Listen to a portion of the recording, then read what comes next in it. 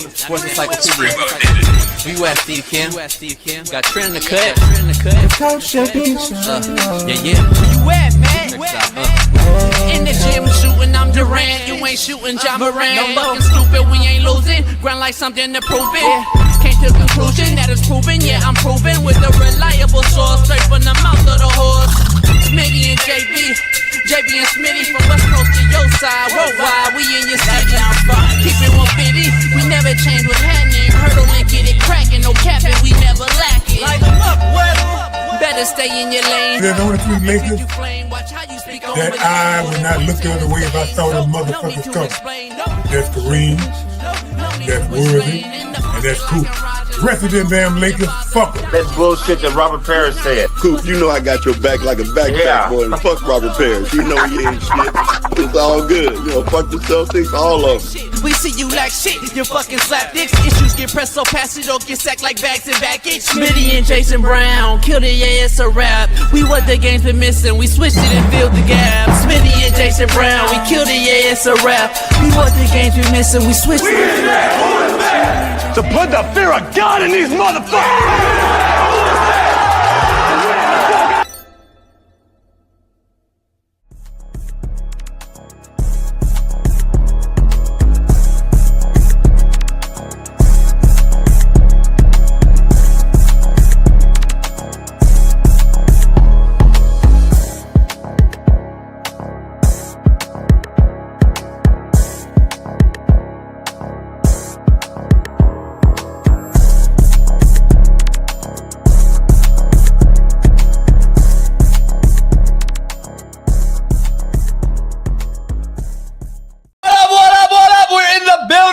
Merciless Monday. I'm taking no mercy. So to pound that like, tap in. We are a loaded lineup. It's Edub, Super Bowl champ Eric Weddle Monday. Shaun King joins us along with Coach Chev, coming off a bye week. Talking a little Colorado Buffs football. And make sure you pound that like on the way in the door. If you're not, don't get hit on the way out. So pound the like. We got a lot going on today. Big football weekend. I said it would be horrible. Yes, I did. I said it would be horrible. I thought college would be better than the NFL, and it happened to be the other way around. Lamar quit, and he going to cry on the way to the car. No medical team addressed him. He simply sat on the sideline and watched his team lose yet again versus a quality opponent. If John Harbaugh said, hey, Lamar, you are done, it still shows me lack of fight and that it factor that is required to win a Super Bowl. The Packers versus Cowboy game was the best of the weekend. The Cowboys defense will always allow for a shootout, and Micah was a no-show until late in the game when he saved the game in his return to Dallas, as they pretty much kept him quiet. Dobbs caught 3 touchdowns, got the hat trick, but what he didn't catch was a concussion because of this dumb fucking looking helmet right here. God damn, what are we doing? Look like a fucking idiot. But he got 3 touchdowns, and guess what? Thanks to fucking Kraft for getting caught on the 1-yard line twice and fucking everybody's draft off. Shout out to Dobbs. Lane Kiffin's daughter, Landry. He drugged Witt, had his ass throwing up during the game. Then he had to leave the game, shit on himself as Ole Miss beats LSU. Brian Kelly shows zero accountability and always has some lame-ass excuse as to why they lose games when they are the favorite. Notre Dame mud-stomped Arkansas and got Sam Pittman fired. USC choked again under Lincoln Riley in Illinois. And UCLA may be the worst football team I've ever seen from a big program. Syracuse got damn near shut out by Duke. And Oregon stole one on the road versus James Franklin's Penn State team, who just can't win the big game. Aaron Rodgers looked good. Minnesota showing who they are, as they are with no quarterback. Meanwhile, Sam Darnold and Danny Dimes look great as their teams are contenders. Meanwhile, in Frisco, as my take on Brock Purdy was dead on, balls accurate once again, they lost to Jacksonville, as I predicted they would in my lock pick of the weekend for the NFL. Purdy is overrated. The Eagles had 0 passing yards in the second half. 0. As they held on and beat the Bucs. As A.J. Brown hits Twitter, of course he does. And now we have another distraction in Philly. Or is this just par for the course? Guess what? The Eagles just keep winning at the end of the day. The nail painting, dress wearing, non-throwing Caleb Williams beats the Raiders as Geno Smith continues to look horrific this season.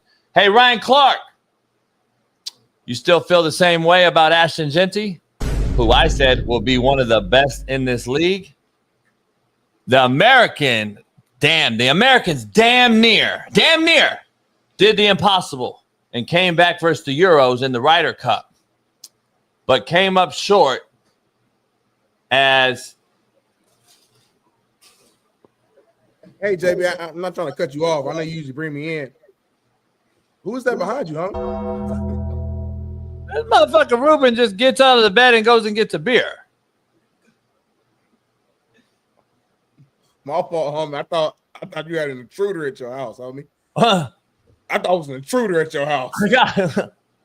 I got a lot going on, Smitty. I got a brother in the room. Anyway, I got a lot going on right now. Ruben here, he got like loaded. He stayed the night. He didn't go to work today. What? Yeah, I didn't know he was up drinking already. He's grabbing beers right now. I don't know. I just saw him walk behind me, didn't you? I saw that too. You got me. I'm reading the monologue. I'm going through the monologue, homie, and I see a Mexican walk behind me, and I'm damn near like, damn, call ICE, or what do I do? I didn't even say nothing, though. He just walked and walked back. Like, he didn't say nothing just now. Give a fuck about the show. In no regard. We got a damn near major show. He just said, fuck we're live. We're live. It's not pre-recorded, homie.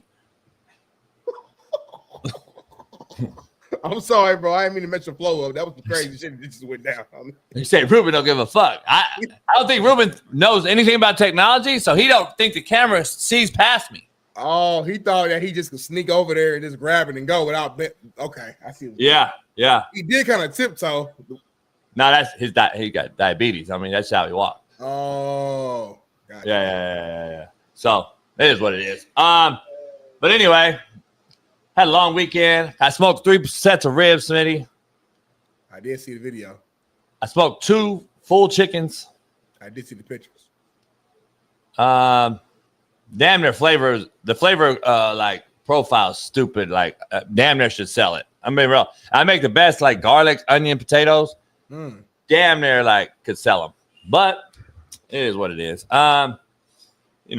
Is what it is. Smitty, we got a lot going on. Since I was interrupted during the end of the show, I was saying the Americans almost came back versus the Euros in the Ryder Cup, which would have been unprecedented. The comeback was crazy yesterday.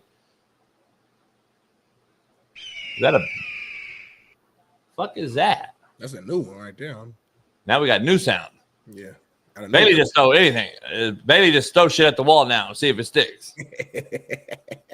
So what's the bird got to do with the Ryder Cup on this one? Like a birdie. Like golf. What's a birdie? That's what a birdie is. Or eagle. I thought that was Robert Saleh. Crow, eagle. Oh. Yeah. See? You saw this post game. We'll talk about that a little later. Yeah, we'll get that. Duval actually dropped his nuts a little bit. I like it. We're going to dive into it, Smitty. Let's dive into the quote of the day as we get going. Brought to you by BetUS TV. Yep. Got Monday Night Football tonight. I don't think a lot of people are looking forward to it, Smitty. The Jets and the Dolphins. Oh, Lord Jesus. I'm telling you right now, I probably won't watch tonight. I'll probably go do something else tonight. You got to watch though, because tomorrow's Tuesday's show. You have to know everything about it. Yeah, but I mean, tomorrow we got Steve Kim, so I'll just ask Steve a whole bunch of questions about it. As lazy at analytics, damn near taking advantage of the audience. It's like a real bad game though. Like I rather my wife is off tonight. I rather go have dinner and just like enjoy each other's company. Tonight's game's gonna be really bad. Both games, huh? There's 2 games, huh? I forget. You're right. It is. Fuck. I don't like that either. Both games are shit. I think was it Bengals Broncos? Yeah, man. I know. The Broncos are solid, but they're a hard watch. And then the Bengals have no. Are they separated again, or are they come on at 10 o'clock at night again, or no? I don't know, homie. The NFL's killing himself, homie. They really are. What's your take about what's his name? LGBTQ Bunny or whatever his name is. He's gonna do the Super Bowl halftime. What's his name? You talking about Bad Bunny? Buddy Mott. Who? You mean Bad Bunny? Oh, I get it. I don't know his name. I don't know who the motherfucker is. I never heard of him. Bunny. Yeah, he's like a big time superstar. Bad Bunny. That's how you say it. But wait, I just been seeing the shit. I don't really care. I'm gonna break it down. He's a gay? Oh, everything I've been seeing is like he's gay and LGBTQ or some shit. I don't know. Pretty sure I don't think so. I don't know. They're mad. He's not American. Listen, I don't really give a fuck because I don't think people watch the game. He got hella women who he fuck with hella women. I think it's completely opposite, actually.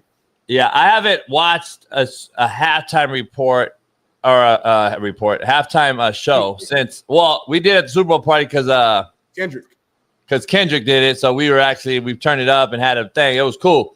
I don't even know this guy. So like most people, when they have these guys, I don't watch anyway. I think people watch the game for the game. I don't know if they watch the game for the fucking halftime show. Use the halftime show. I mean, it's huge production. I always watch it. This one, I'll watch it, but I'm not looking forward to it as much, only because Bad Bunny's a superstar. Don't get me wrong, but it's not my type of like. I've never heard of him. He's speaking Spanish the whole time, so I don't even know what he's gonna be saying. Yeah, he about to do our Super Bowl in America speaking Spanish. Yeah. You see this motherfucker's face? This shit it's gonna sound good though. Like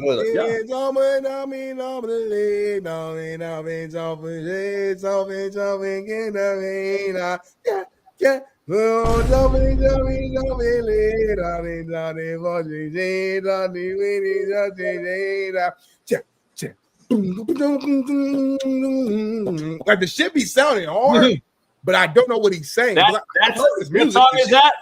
Huh? What song was that? I don't know.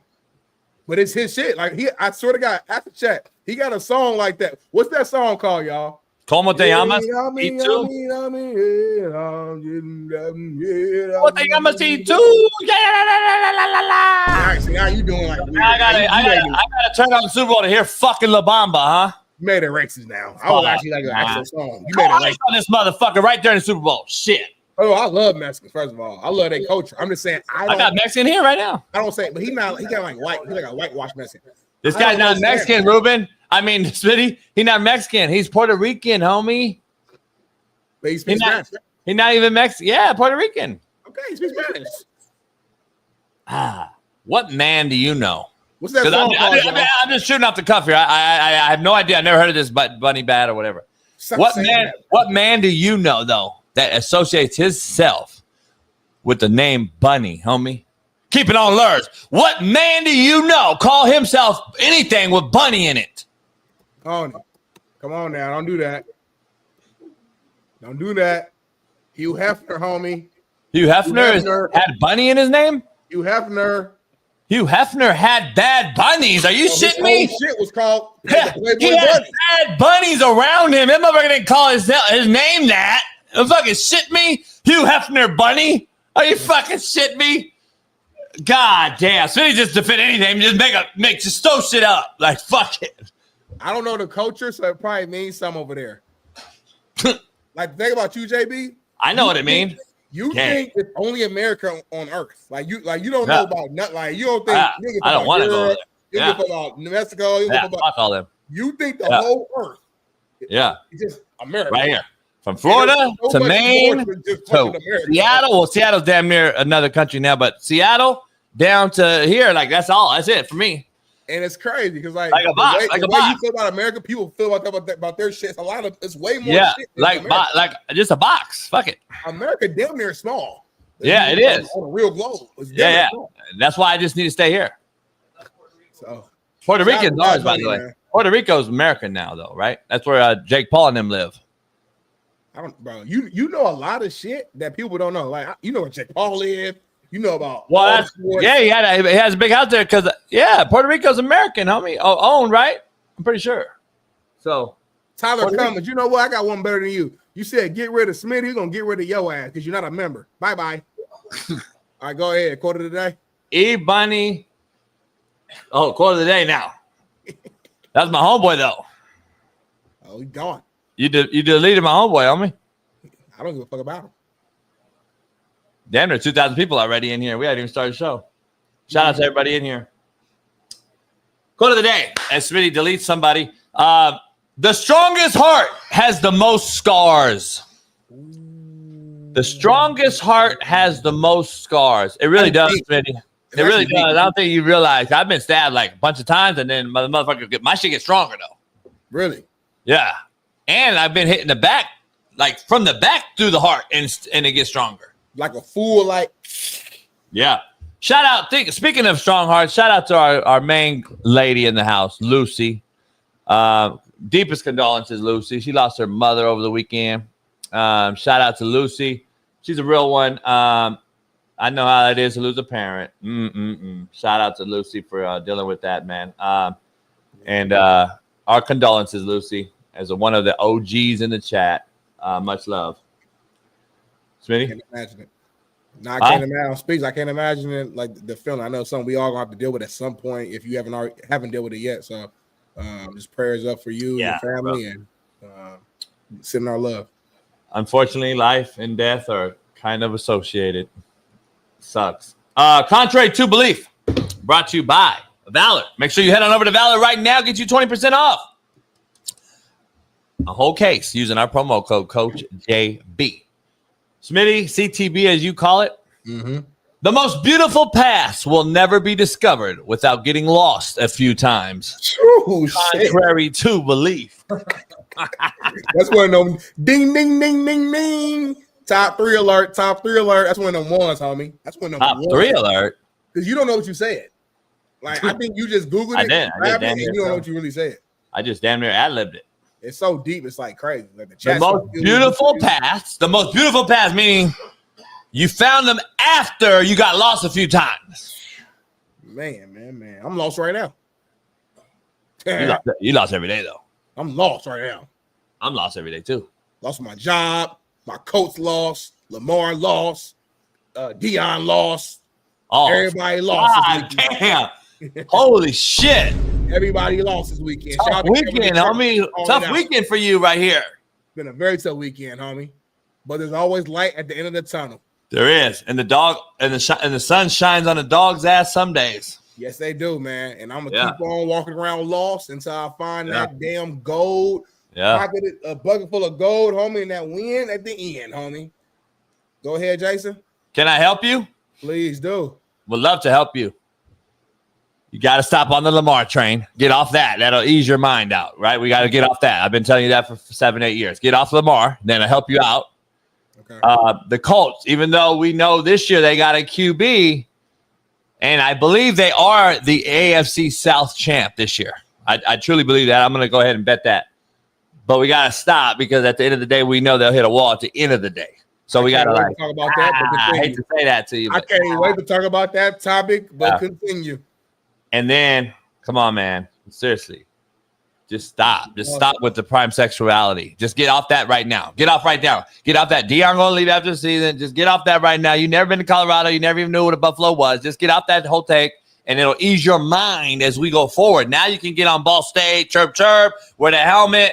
We can get back on that. You know, your alma mater, like shit you know about. You know what I'm saying? That'll ease your mind on all this. That's my advice to you. But go ahead, Darnell. I appreciate your advice. I'll try to take it all in and really reflect and decide what respectfully, of course. Go ahead. Respectfully, of course, which piece of advice I want to accept or deny. Yeah. With all that being said, though, even though I did receive a lot of loss over the weekend, one of my teams did win. And I gotta shout out real quick, my Indiana Fever. They are one game away from the WNBA Finals, homie. One game away from the WNBA Finals. They tied the series up 2-2. They play tomorrow night in Vegas. I might drive out to the game. Yes. If they win that game, they go into the championship without Caitlin Clark and 5 other players who's been hurt, homie. I'm gonna find a way to win every single time, Jason. I'm gonna find a way to win every single time, Jason. I didn't even know the WNBA had playoffs going on. Number one, God's honest truth. Respectfully, God's honest truth. Shout out to these broads. Half of them are carpet munchers. The other half eat taco. And then the other half fake like they like dick. So it's all good. I love it. But at the end of the day, though, I didn't know they were still playing. Huh? It had nothing to do with anything. Like that whole little soliloquy you had. Yeah. Was like unnecessary. Oh, I didn't know they were still going, which was unnecessary for you to even bring them up on our show because I didn't know they were still playing because the NFL playing NFL season now. Y'all damn near called me a loser. So you need a win. So you need a little vindication. Gotcha. I gotcha. Respectfully, you've earned it. You've earned it. I think you just kind of jump on teams that are winning. In fairness. Yeah, I think you just like a fair weather fan. I mean, respectfully. Indiana fever, though. Huh? That's the Indiana fever. Like, I'm from Indiana. No, I get where you're from, but that team wasn't even around when you grew up. Like, they didn't even have it. Who? Continue, homie. Keep going.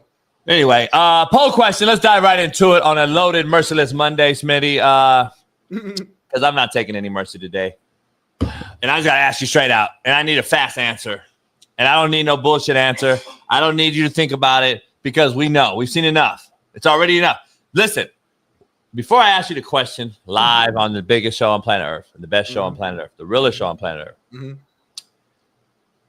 can you please just come over Wednesday and pat me on the back and tell me that the entire NFL is damn near 2-2?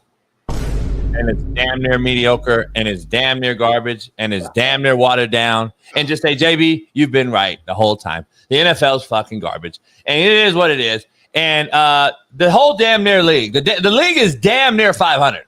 The whole league. So parity, homie, parity. That's what he don't get. He don't get between the difference between contrary to belief and the quote of the day. He don't understand the difference between watered down and parity. He don't understand. I've been breaking this down for years with him. College football playoff is not parity. It's watered down. NFL been great this year. Shitty. Quarterbacks are so bad. It's not parity. It's just shitty. Two things can be true. Huh? Are you doing this right now for clicks and likes, or is just like man to man, like you really feel this way? You know, I don't do shit for clicks and likes. So, yeah, you know I feel this way. I mean, football has been really good this year. Are you tripping? Really good because it's bad? No, it's been great. Did you watch the game last night, homie? I did. Cowboys are the worst team in football. That's how bad it is. That's how bad it is. Like, we're watching the worst defense maybe ever assembled, and we're acting like every week they're in a fucking shootout, by the way. So every game they're in is going to be a legitimate game to watch because the Giants, motherfucker, Russ Wilson throws for like 700, and guess what? They lose. Then you got the Packers come into the building. The Dallas Cowboys seem like they're cooked, start slow, shitty start first half. Second half turns into a fucking shootout. Both teams, they score 40. Overtime thriller that ends in a tie, which is gay. By the way, NFL, figure it out. So, like, come on, homie. Like, why are we playing with ties still in 2025? You changed the kickoff rule. You got helmet condoms on the helmet. You got fucking can't hit the quarterback. But we're finishing with a tie in 2025. You can't figure out an overtime fucking rule. What? So if Dallas goes down first and scores, the game's over. But if they kick a field goal, it's not over. Then the other team gets a ball, and if they kick a field goal, it keeps going. If they score, though, then it's over. Like, do we even know the rules? If I asked you the rules right now, could you really break down the overtime rules in the NFL? Yes, I could. And like, I don't know if you can. I'm damn near scared for you to break it down because I don't want you to fuck up. I mean, I know it with great detail. So if you want me to do it, I will. But I don't know great detail. But, like, I don't want you to fuck it up. So I'm damn near scared to say, hey, Smitty, break down the overtime rules. I'm damn near scared to ask you because I can damn near do it at a very elite level. I think we'll fuck it up. I don't mind. Like, I think you'll fuck it up, and then we'll look stupid as a show. So we're just going to keep moving.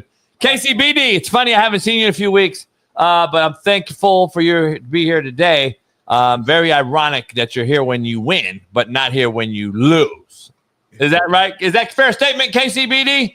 Is that a fair statement? We haven't seen you in 4 weeks. Now you're here when you beat the Ravens. I got it. That's a fair weather fucking social media fan in summation.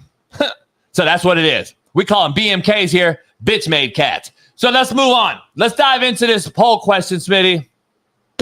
Will the Ravens make the playoffs? It's real cut and dry. Just go. Yes or no. Right now, go. Fuck, he couldn't do it. I knew it. He just couldn't fucking do it. Like, it just doesn't make sense. He can't fucking do it. It's a real simple answer. You saw him play. It's a simple answer. Just say it. Yes, the Ravens will make the wild card. God damn. The Ravens will make the wild card. I've seen this happen before, man. These type of starts either make or break your season. I got a question. I gotta make sure you're on the truth telling, sir. Can I ask you a simple question to make sure that we're on the same page? Yeah. How much does 4 quarters equal? A game. What? A game. 60 minutes. No. Money speaking. How many quarters? How many how much? $1. Okay, go. Okay, so let me ask you again. Poll question. Will the Ravens make the playoffs? Go. Wild card, yes. Oh. Guy can't be truthful about shit.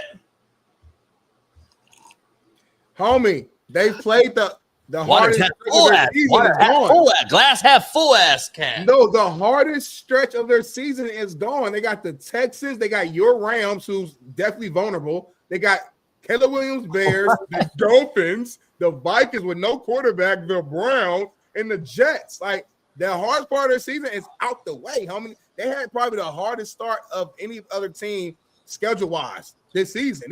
They played the Bills and the Chiefs already. Can I be honest? Please do. Their defense is something that I told you after week 1, but what do I know? Let's just rewind it. I got the receipts. After the first game, I had to tell Edub, a Raven legend, I said, hey, Edub, your defense is trash. You guys are going to have a long season. He was like, we'll figure it out. We're going to have Edub on here today. It's Edub Monday. And his team won without him. They suspended him last week, after all, and his team still won. So we'll talk about that with Edub today and how fucked up the CIF is. But here we got. I want to break this down. This isn't hard to see. I knew this wasn't fixable. You just don't have the parts. You don't have the parts. This ain't fixable defense, homie. I saw that week 1, but what do I know when I said it? Everybody, no, it's the same defense. The Chiefs could have put up 50 burger last night if they really wanted to. And that's a Chiefs offense that's mid as shit. And we're talking about putting up 50 on the Ravens. The Ravens, a team that we're used to doing what? Tackling, swarming the ball, pass rush, turnovers, machine creator. They haven't done shit, homie. And then your boy, your savior, quit on the team last night. My savior is Jesus Christ. That's the only one. Well, he damn near right there with them. Listen, the Ravens looked bad yesterday. I'm not going to give them a pass. You gave Lamar a pass, though? Because he didn't get hurt. Like, nothing happened to him, they said. No, I talked to some people. They say he got a little, tweaked his hamstring a little bit. They said if it was you a playoff, he talked to the people for sure. But right now, the game was out of hand. It was a slight tweak, and Harbaugh you talked to the people. You talked to the people.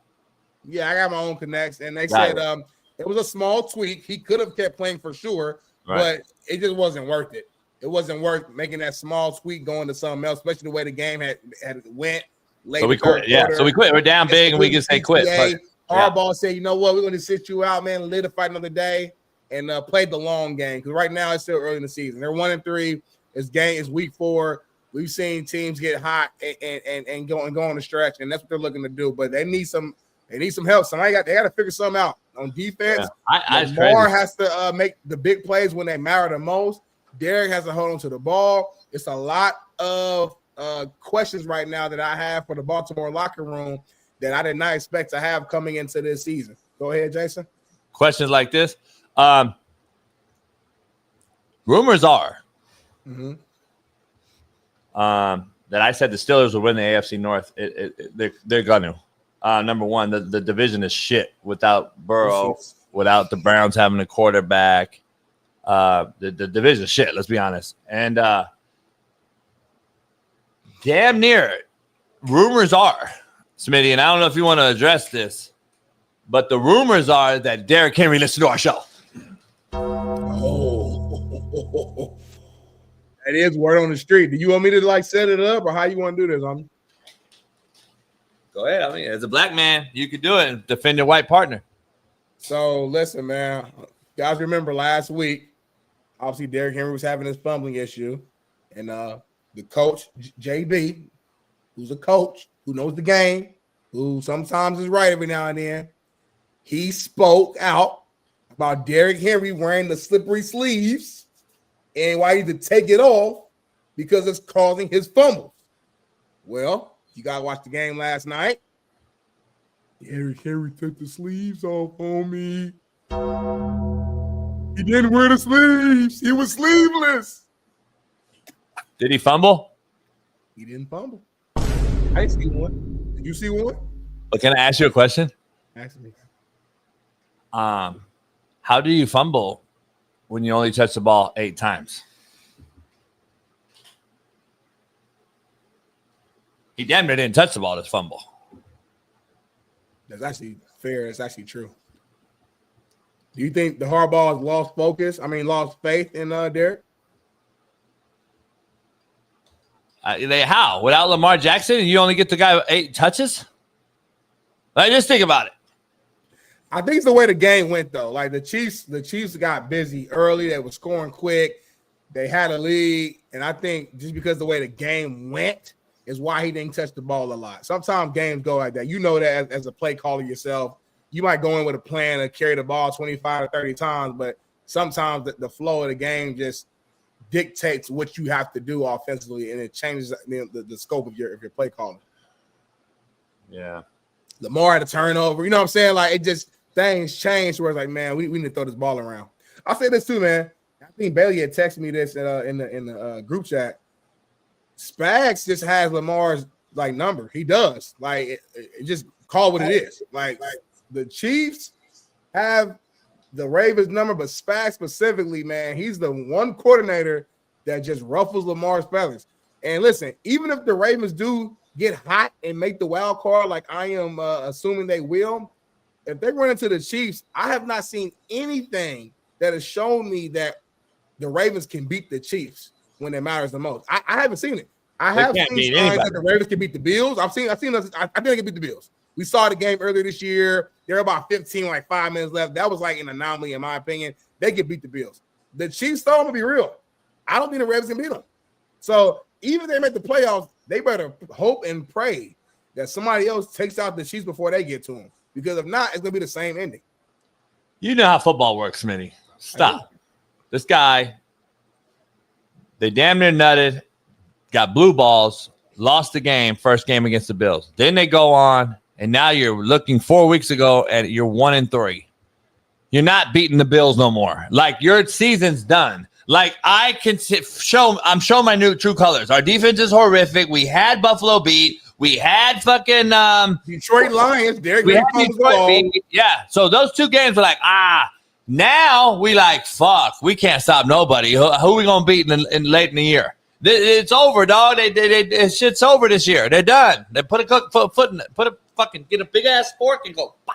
But that's why earlier I said some teams will break. Some teams will use this and lock in. I don't know. We're going to find out a lot about Lamar Jackson, Harbaugh, and these Ravens this season because this is a veteran team. So a veteran team, in my mind, is going to be pissed off right now. Players only meeting. They're going to do all the little shit, and they're going to get hot. It's like the Bengals got hot last year. Now it was too little too late. They missed the playoffs. Homie, this is the generation that's starting to saturate grown folks. Harbaugh's being saturated by a bunch of bitch-made cats. This is the generation, homie. You got a cat that wants to go on a podcast after getting his ass torched. And then now he come out tapped out yesterday. Marlon Humphrey, the motherfucking Marlon Wayans looking cat. He got hurt. He tapped out, homie. He got hurt. Roquan Smith got hurt. Soft. Hella injuries, homie. These cats are soft, homie. They soft. Chargers got hurt. They lost both tackles. They lost both tackles. In the last, how long? How many? They lost both bookend tackles, homie, and they continue to do the same thing they do underneath Harbaugh. Guess what they do? Run it, be consistent, and guess what? It was insurmountable yesterday against the rookie at Jackson Dart. We're gonna dive into that here in a second, Smitty. But goddamn, homie, I don't believe the Ravens are a playoff team, and I think we're just hoping and wishing at this point. The Ravens are not a playoff team. That's just my take. But it is what it is. We shall see. They're 1-3 right now in the NFL early young season. All right, Smitty, I'm ready to dive into our game. Coach Rounds, man. Coach Rounds. What a great shitty game. Why was it a great shitty game? Break down what a great shitty game is. Like, for the neutral fan, it was like entertaining. It was back and forth. It was good defense. It was good offensive moments. But for a specific fan of either team, like me as a Colts fan, I feel horrible this morning. You as a Rounds fan, you feel amazing this morning. So it was like a great shitty game. I felt normal. It was expected. We're expected to win. When you expect to win, you just feel normal. I don't feel crazy at all. Problem, you know why I feel shitty today? That's the difference between us. See, because expected. We gave it to y'all. If you're a Rams fan, you honestly should not feel great. You should not come here today with your chest out high and your chin up, feeling like you guys just put BTA built to ass on the Colts. We literally gave it to y'all. Darnell Mitchell, who I'm a fan of and I'm still a believer in, literally handed y'all the win. 2 big plays that led to touchdowns. One was his catch and his fumble in the damn end zone unforced, which puts us up 17-13 with all the momentum right there in the third quarter. And then Jonathan Taylor, who's the best running back in the NFL, I've been telling y'all that, runs to the house to win the game. And Darnell Mitchell with a horrible holding penalty on that same play that was unnecessary. So wait. The same player. So wait up. So yes. when others do it, it's part of the game. When the Colts do it, they got fucked. Got it. All right. And man, I just want to be clear. And that's how we talk here. Because not to mix it every day on the show for 3 years. 3 years, Smitty says, that's football, JB. You can't blame the refs. You can't blame blah, blah, blah, blah, blah, blah. Let me ask you something. What did you do about Nakua's 13 fucking catches, homie? Was that all fake too? Did your DBs fall down every time guarding Nakua for 13 and damn near 200 yards, homie? Was that an accident? Get out of here, man. You got belt to ass. Da-da. Da-da. Da-da. Nakua said, give me the ball. Give me the motherfucking ball. Little boy, give me the ball. Motherfucker ripping balls away. You motherfucker had no answer for Nakua. Kenny Moore was out. Our best corner, our lockdown corner, who would have been guarding Puka the whole time and locking his little ass up, was out the whole game. He's the best receiver in football. It's not even called. He's the best receiver in football. Let's just call it what it is. Damn near he is. I'm not no, he's not damn near he is. He's not damn near he is. He's about to shatter a record. He's about to break records. Bailey, I don't know if you can look it up, Bailey. Don Trump to break a bunch of records, I believe, right? I think the same way Cooper Kupp did, homie. He's on. What's the common denominator? He's not white, so don't say that. No, what's the common denominator on Matthew these guys? Stafford. Thank you. Matthew Stafford. But what do I know? What do I know? Nah, just keep it real. Just say Matthew Stafford is the best quarterback in the NFL. JB, Matthew Stafford, the best quarterback in the NFL. You've been calling it for 3 years. Say it. Go ahead. Homie, he's not. Homie, we gave y'all the game. Who's better than Matthew Stafford right now, homie? Who's better than Matthew Stafford right now? Keep it real. Danny Dimes. Daniel Jones is better than Stafford right now. I can't be honest. He went from Daniel Jones' garbage to now he's better than Matthew Stafford. The goggles, the blinders you wear for that team, you can't even be honest. Josh Allen's better. Patrick Mahomes is better. What are we talking about Patrick Mahomes is better than Matthew Stafford this season. He had one good game yesterday. He had one good game yesterday against the worst defense in football, the Ravens, homie. Oh, my God, you're delusional. I think now you asked me about clicks and likes and D. Jones and everybody and pro-black, whatever his name is, Freddie Mac, agree with you. But so this, hey, Freddie Mac, are you going to call this for clicks and likes or no? Are you just pro-black today? You fucking cunt. I want to make sure. Huh? Why are you talking like Stafford has been flawless this year? It don't matter about you literally called him out last game for missing throws and losing the game. He did miss some throws. That's why they lost the game. And so he can't miss throws. You they can't. Come on, homie. Look at this shit right here. Look at this shit right here, homie. Stop. Fuck, kidding me? Luka's amazing. But with that being said, you guys still was going about to lose the game.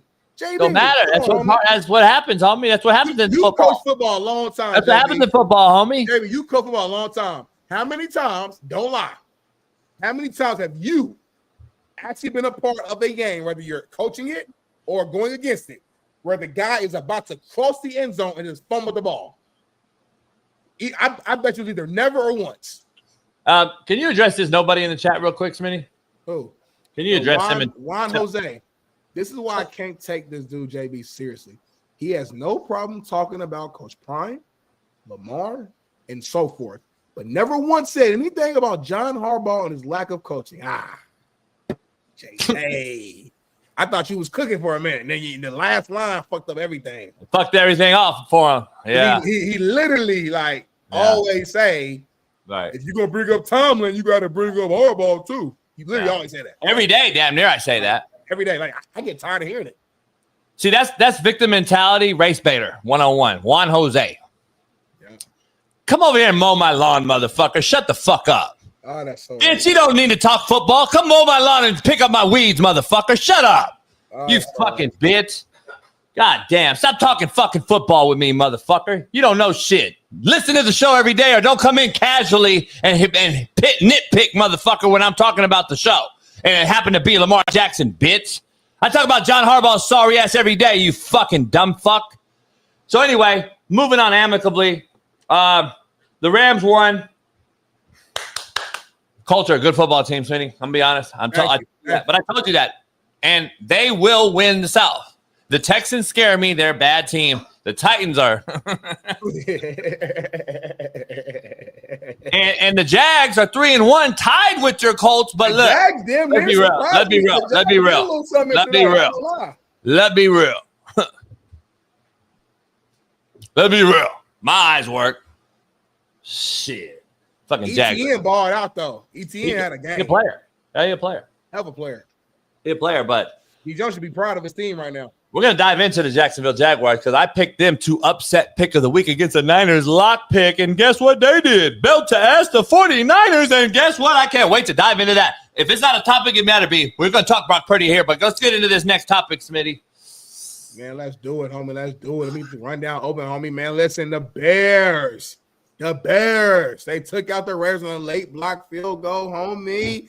And Adida Kingbawala, sideline reporter, was talking to Ben Johnson after half, and check this out, homie. Those takeaways. Yeah. Okay, so what did you tell them to get things going? That it wasn't our brand of football. We're capable of a lot more, and so we're hitting the reset button here at halftime, and we're going to come back and establish our identity here in the second half. So you need to change what you're doing. I don't know. You think so? We're going to be just fine. Thanks, man. Hey. That whole I can't wait to break this down. That whole interview, Ben, is hot though. Like even off the bat, before she asked you to change the whole shit, he's fucking into. Vein is in his neck. He's red. You can tell he's just got done cussing out Caleb and the whole damn fucking team in halftime. He's already on edge. And then when she asked that follow-up question, it just like lit a fucking firecracker up his ass, Paul. So I want to hear from you because you're a coach. I never had to go through this. Obviously, I've never coached a team. I never really had to deal with like reporters doing middle of the game, post. You know what I'm saying? Like, so I want to hear from you. Like, do you have an issue with anything that happened right here? To me, this is like a normal shit. Like, reporters ask her two normal questions. Coaches give a very short, basic answer. Don't give away too much. They keep it pushing. This one went a little too, like, a little further than that. You can tell there's a lot of irritation and frustration here. Why though? From you. Why though? Like, why did it get irritated and why did it go beyond? See, that's the thing. You don't want to be macro. You don't want to say it and be real on this show. You know why. Keep it real. You know why. Because this broad doesn't belong in football. And I'm just going to keep it real. You don't have a clue what you're talking about. You have no idea about the ebb and flow in football. You don't know what the fuck's going on in the locker room. You don't know what's being said. And you don't know what the fuck we do as a staff all week long. So the line of questioning is absolutely fucking retarded. And that would definitely piss off anybody in any field that one person's a professional in and the other one's not. Period. He fucking is a professional in a space. She is not. She's not. She don't fucking have a clue what's going on. So she asks a stupid ass question that has zero relevance and she has no clue to it. So guess what? She says a dumbass question and he gets irritated. Why are we so shocked? Why are we mad at the man in this space though? That's today. Guess what? You got the feminists who are coming out attacking Ben Johnson today. Really? Because he got yeah. What do you mean? Have you seen Twitter? As he gets fucking obliterated because why is he rude to the woman? No, why the woman out there, motherfuckers? Why is she even out there? Get the fucking women been doing this role forever though. The sideline reporting, that goes on back to like fucking. You probably go back to the 90s. And by the way, Smitty, I got to be honest. Yeah. Not to cut you off, I get it. They have been in the space for a long time. But that's a sideline report. That's not Pam like Oliver. I love Pam Oliver growing up and watching it for a long time. Yeah. She got ass, but she's gone, homie. Have you seen her? It's bad. I feel bad for Pam Oliver. She's like it's like Lee Corso. Have you not noticed, homie, the last couple of years, the deterioration of her speaking? Like I thought she was like robotic as fuck. Did you see her with Aaron Rodgers after the game, homie? I feel bad for Pam Oliver, homie. I don't understand why Pam Oliver. I don't understand why more people aren't talking about it. I know why, but why are we not like? She's bad, homie. Like she's really bad, and I feel bad for her because I don't know if something's wrong or what. But she is fucking bad, homie. She used to be bad, but now she's bad speaking because. Man, I don't know what's wrong with her. She has something wrong. Hopefully she's all right. But damn, baby, that shit crazy, ain't it, baby? What? No, me and baby laughing in the back room. Why? Nah. You said she was Lee Corso. I said what? Nothing. Keep going.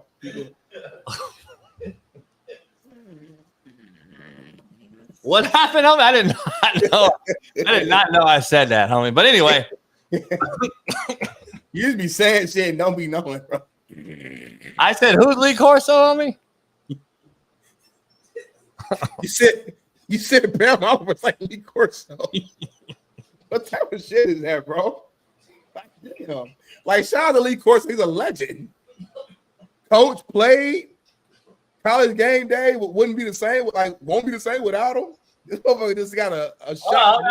I'm not trying to take a shot at Pam Oliver. I mean, I was being respectful.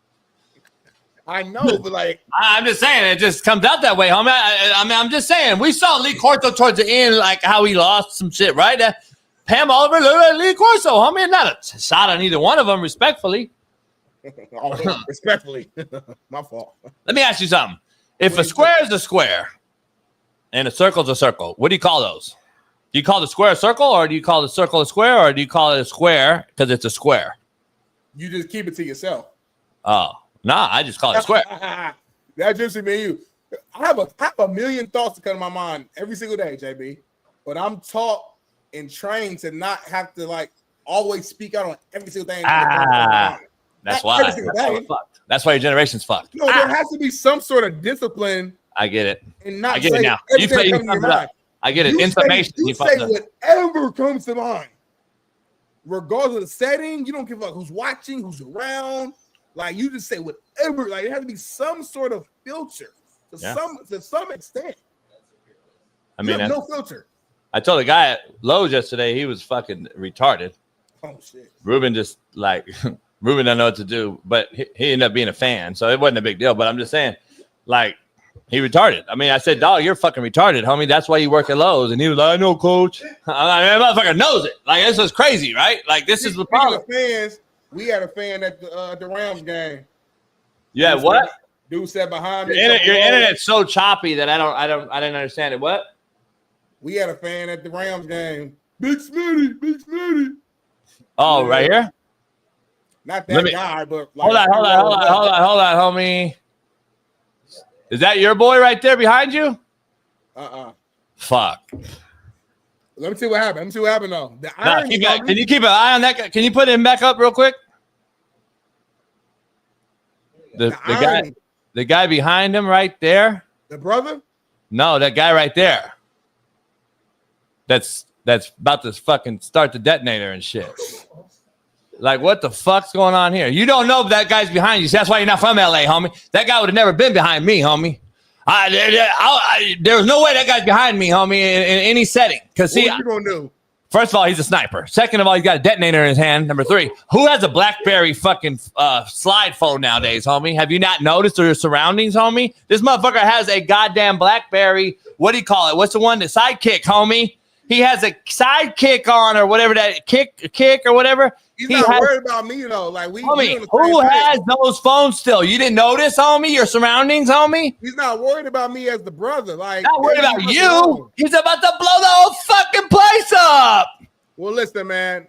You can talk about that all you want, but I don't want to get age restricted because I want money. So I'm gonna go to this last topic. We go to our commercial. And listen, man.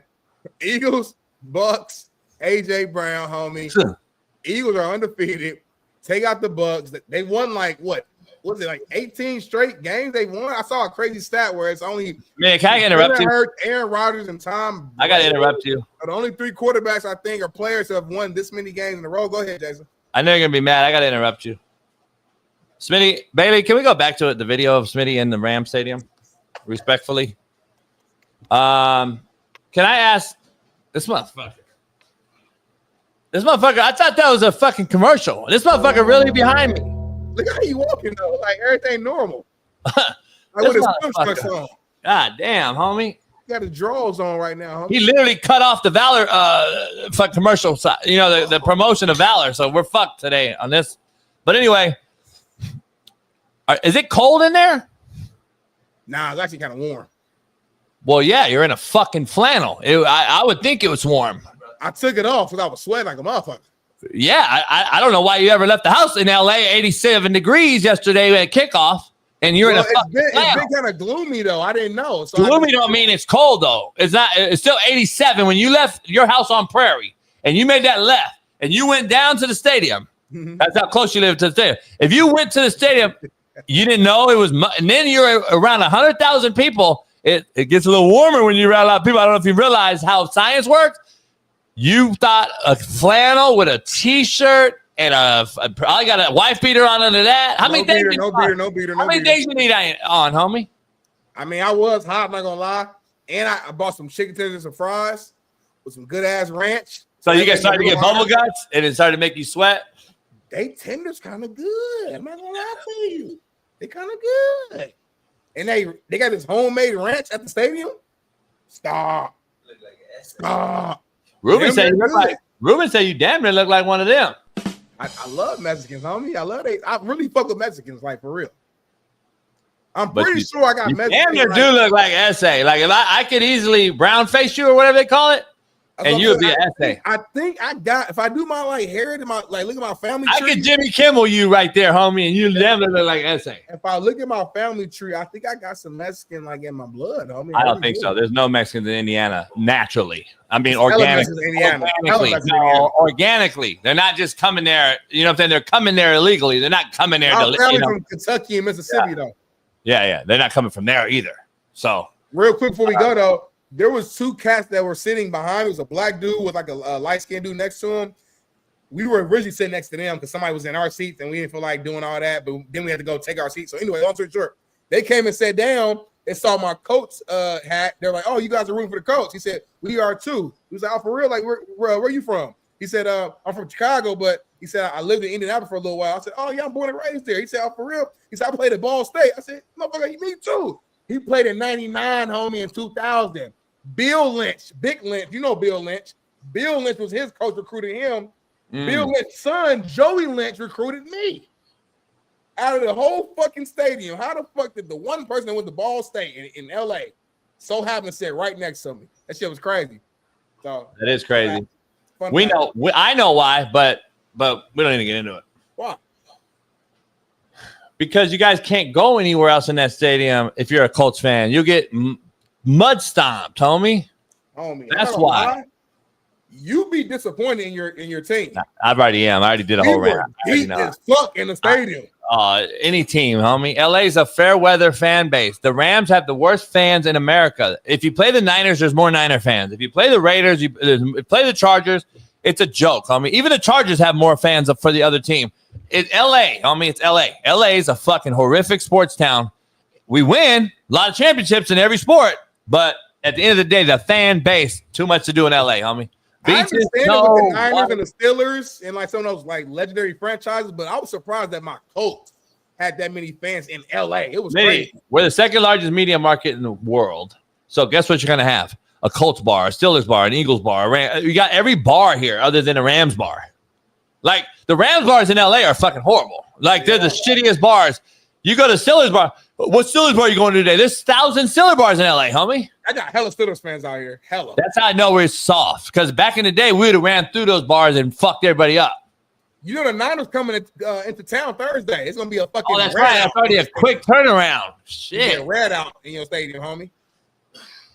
Fuck. Anyway, man, what's your take, real quick? We got 2 minutes. The Eagles take out the Bucks, despite a late comeback by Baker Mayfield and them trying to go on a run.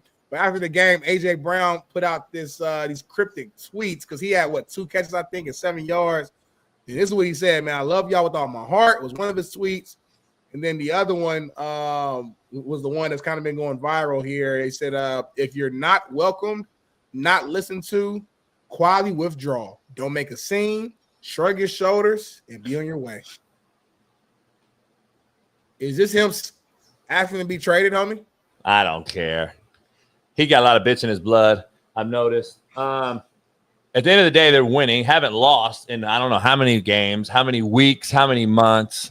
You're Super Bowl champ.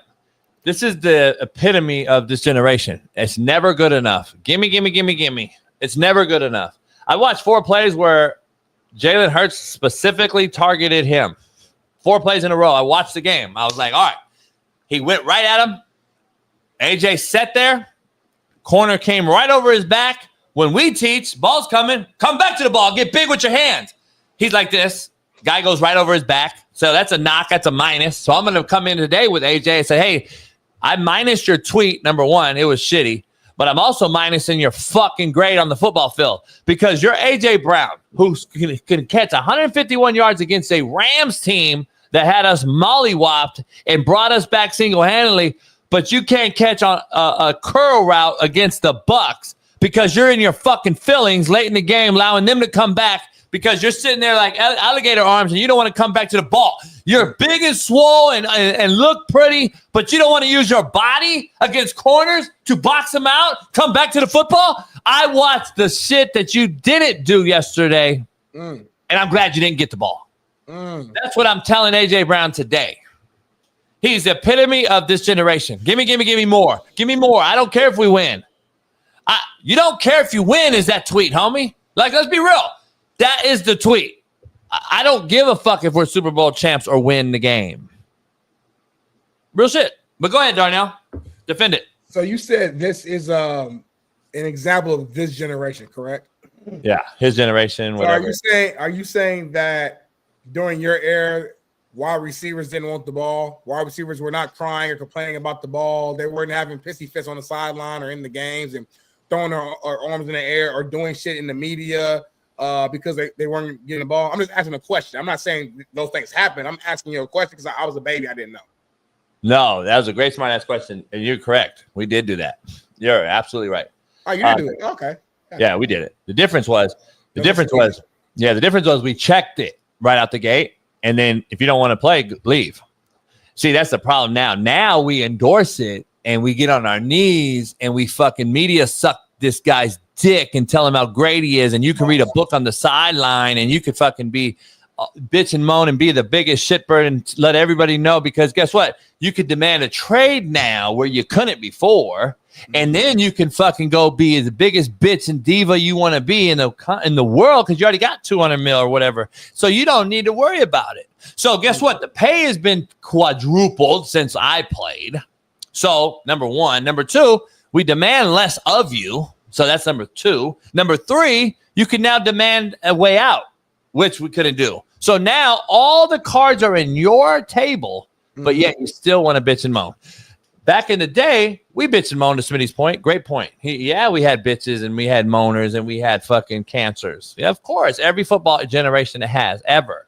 But the difference is we told them to kick rocks or figure it out. We didn't continue to see it year in and year out after they win a fucking Super Bowl. I never seen that. Show me. Bring up a guy. I mean, you might bring up a guy example and we could debate him because I'm curious. I never saw it because the coach or the team, number one, police themselves. From your guy, Michael Irvin, to Keyshawn Johnson, to guys that had shitbirds around them, they policed themselves in the locker room. Do you know what we do now, Smitty? We ask for a jersey swap at the end of the game, homie. There is no more policing each other. There is no more holding them to a standard. This is now everybody's cool with each other, homie. Like, I'm cool, dog. It's all right. You can drop all the balls. You don't have to go dig out the safety on the backside of the run play. It's cool. But Darnell, go ahead. No, that was a beautiful breakdown. So listen, I'm not with all the tweeting post game and doing all that. I'm with you. Keep it in house. So we agree on that. But I think AJ Brown has a right to be frustrated. I think we want to always preach team. And you're right. At the end of the day, we want to win. But I'm gonna be real, homie. As a former player, you also want to be part of the reason why your team is winning. At the end of the day, we play this game because it's a kid's game. It's a game that's fun. I can go out here and compete, go out here and show why I'm the dominant man on the field, dominant player. And when I'm a player of AJ Brown's caliber, a guy who I can argue is a top 5 receiver in this game, and I'm having multiple games where I'm getting with 2 catches, 7 yards this game. I'm getting 5 catches, 27 yards one game.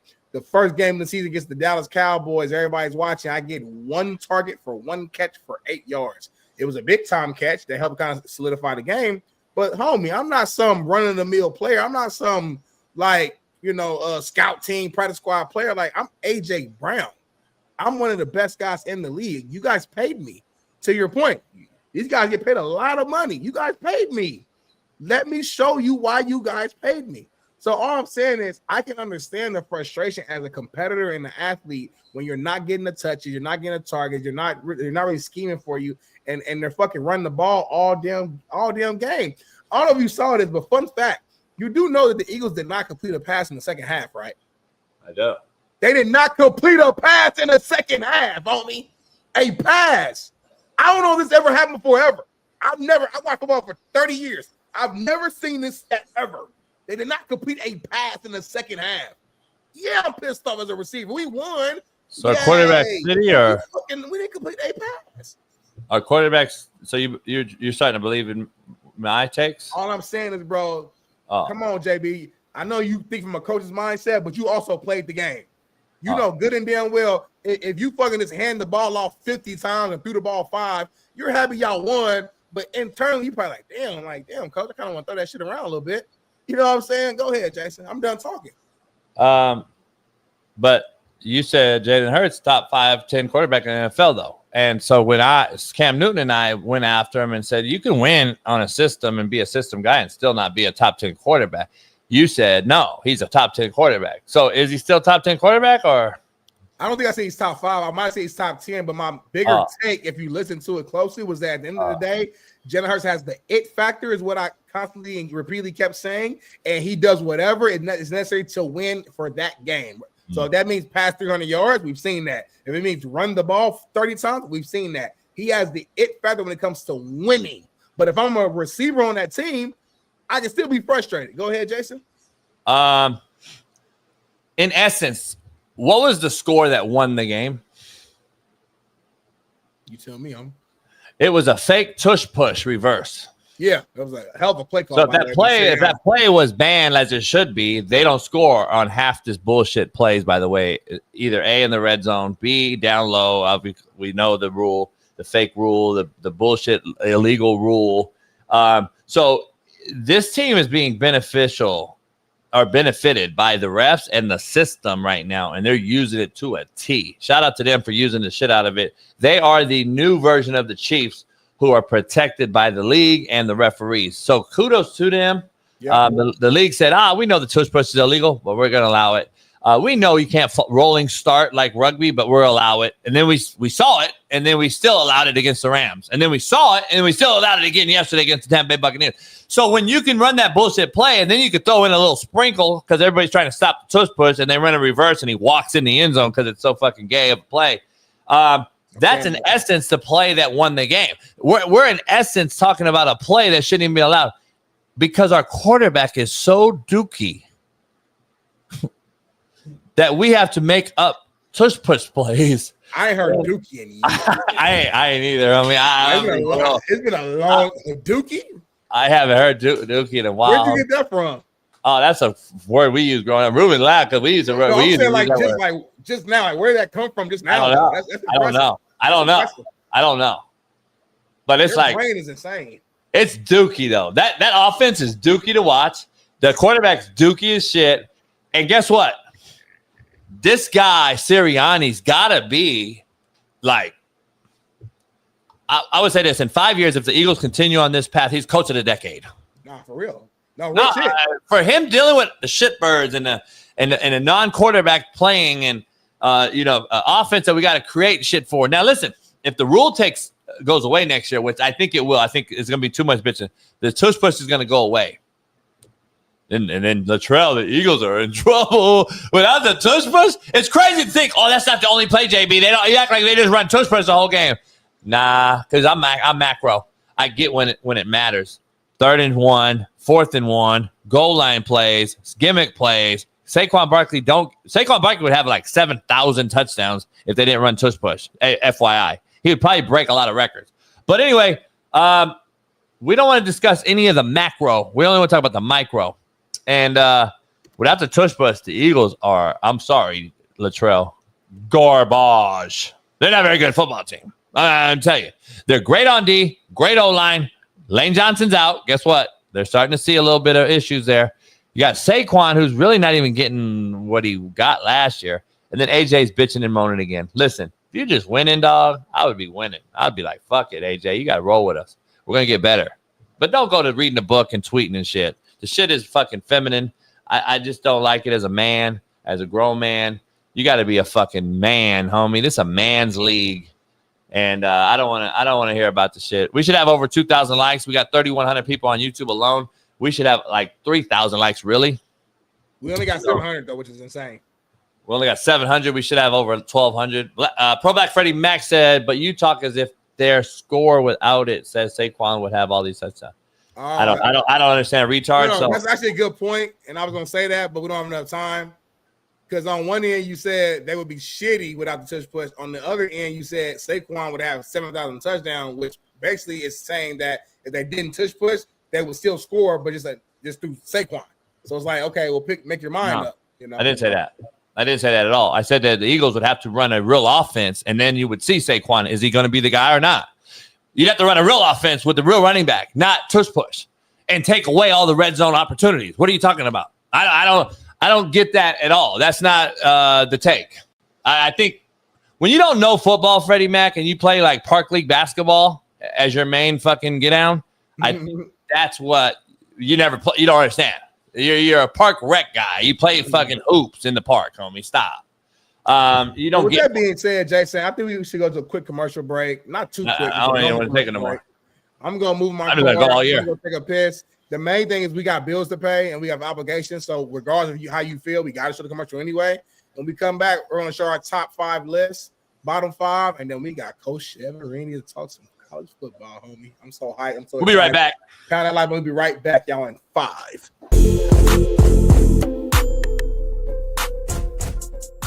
Hey, well, fuck it. I'll go home tonight. I'll drink my yak and smoke my stick, and I'll get it back cracking.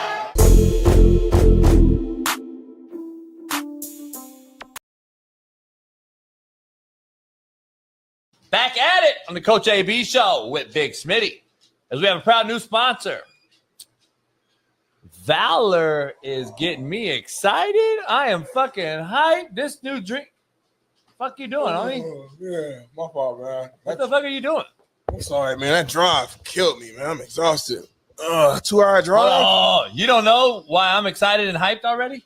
No, I know it's 5 a.m, but goddamn, homie. What's going on, homie? We got this new sponsor. Valor. Valor? Hold on, man. You haven't had a Valor? You ain't tell me about Valor. You're that tired. You ain't tell me about Valor. Look at this. I mean, the can looks dope. What is it? Valor Energy, homie. All right, well, let me try it real quick, man. You want to fucking pick me up? Shit. Does it really work? What? Watch out, homie. Oh. Yeah. Oh, shit. Is that a bullshit? It's instant energy, homie. It's instant energy, homie. So you're hyped right now. It's instant energy, homie. Oh, cheers. Cheers. Valor. Blueberries and cream, nitrogen infused. No.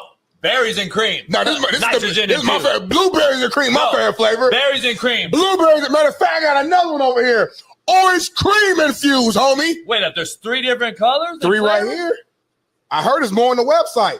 Kelly, you like Valor? You like it too, Kelly? The dogs like Valor. I wouldn't give it to the dog, but they probably would like it because its flavor is amazing. Blueberries and cream. And you can mix it with tequila and vodka? What's the website, homie? What's the website? We got to tell them to go to the website right now because I heard that they got even more than one flavor. Go to valorenergy.com right now and use promo code Coach AB and get 20% off your first order. Through the month of September. I encourage all our fans, our loyal fans, to post a picture with their Valor just like Smitty and I do and enter a sweepstakes. Our winner will guest host a show with Big Smitty and I.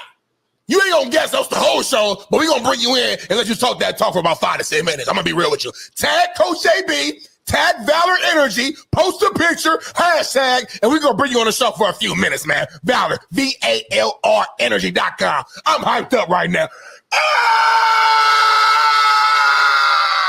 Look at these Valor t-shirts, merch. We got it. Woo-hoo. Look at that backside for me. Way more athletic. Way more athletic. Valor. Check it out. Coach AB, promo code 20% off right now.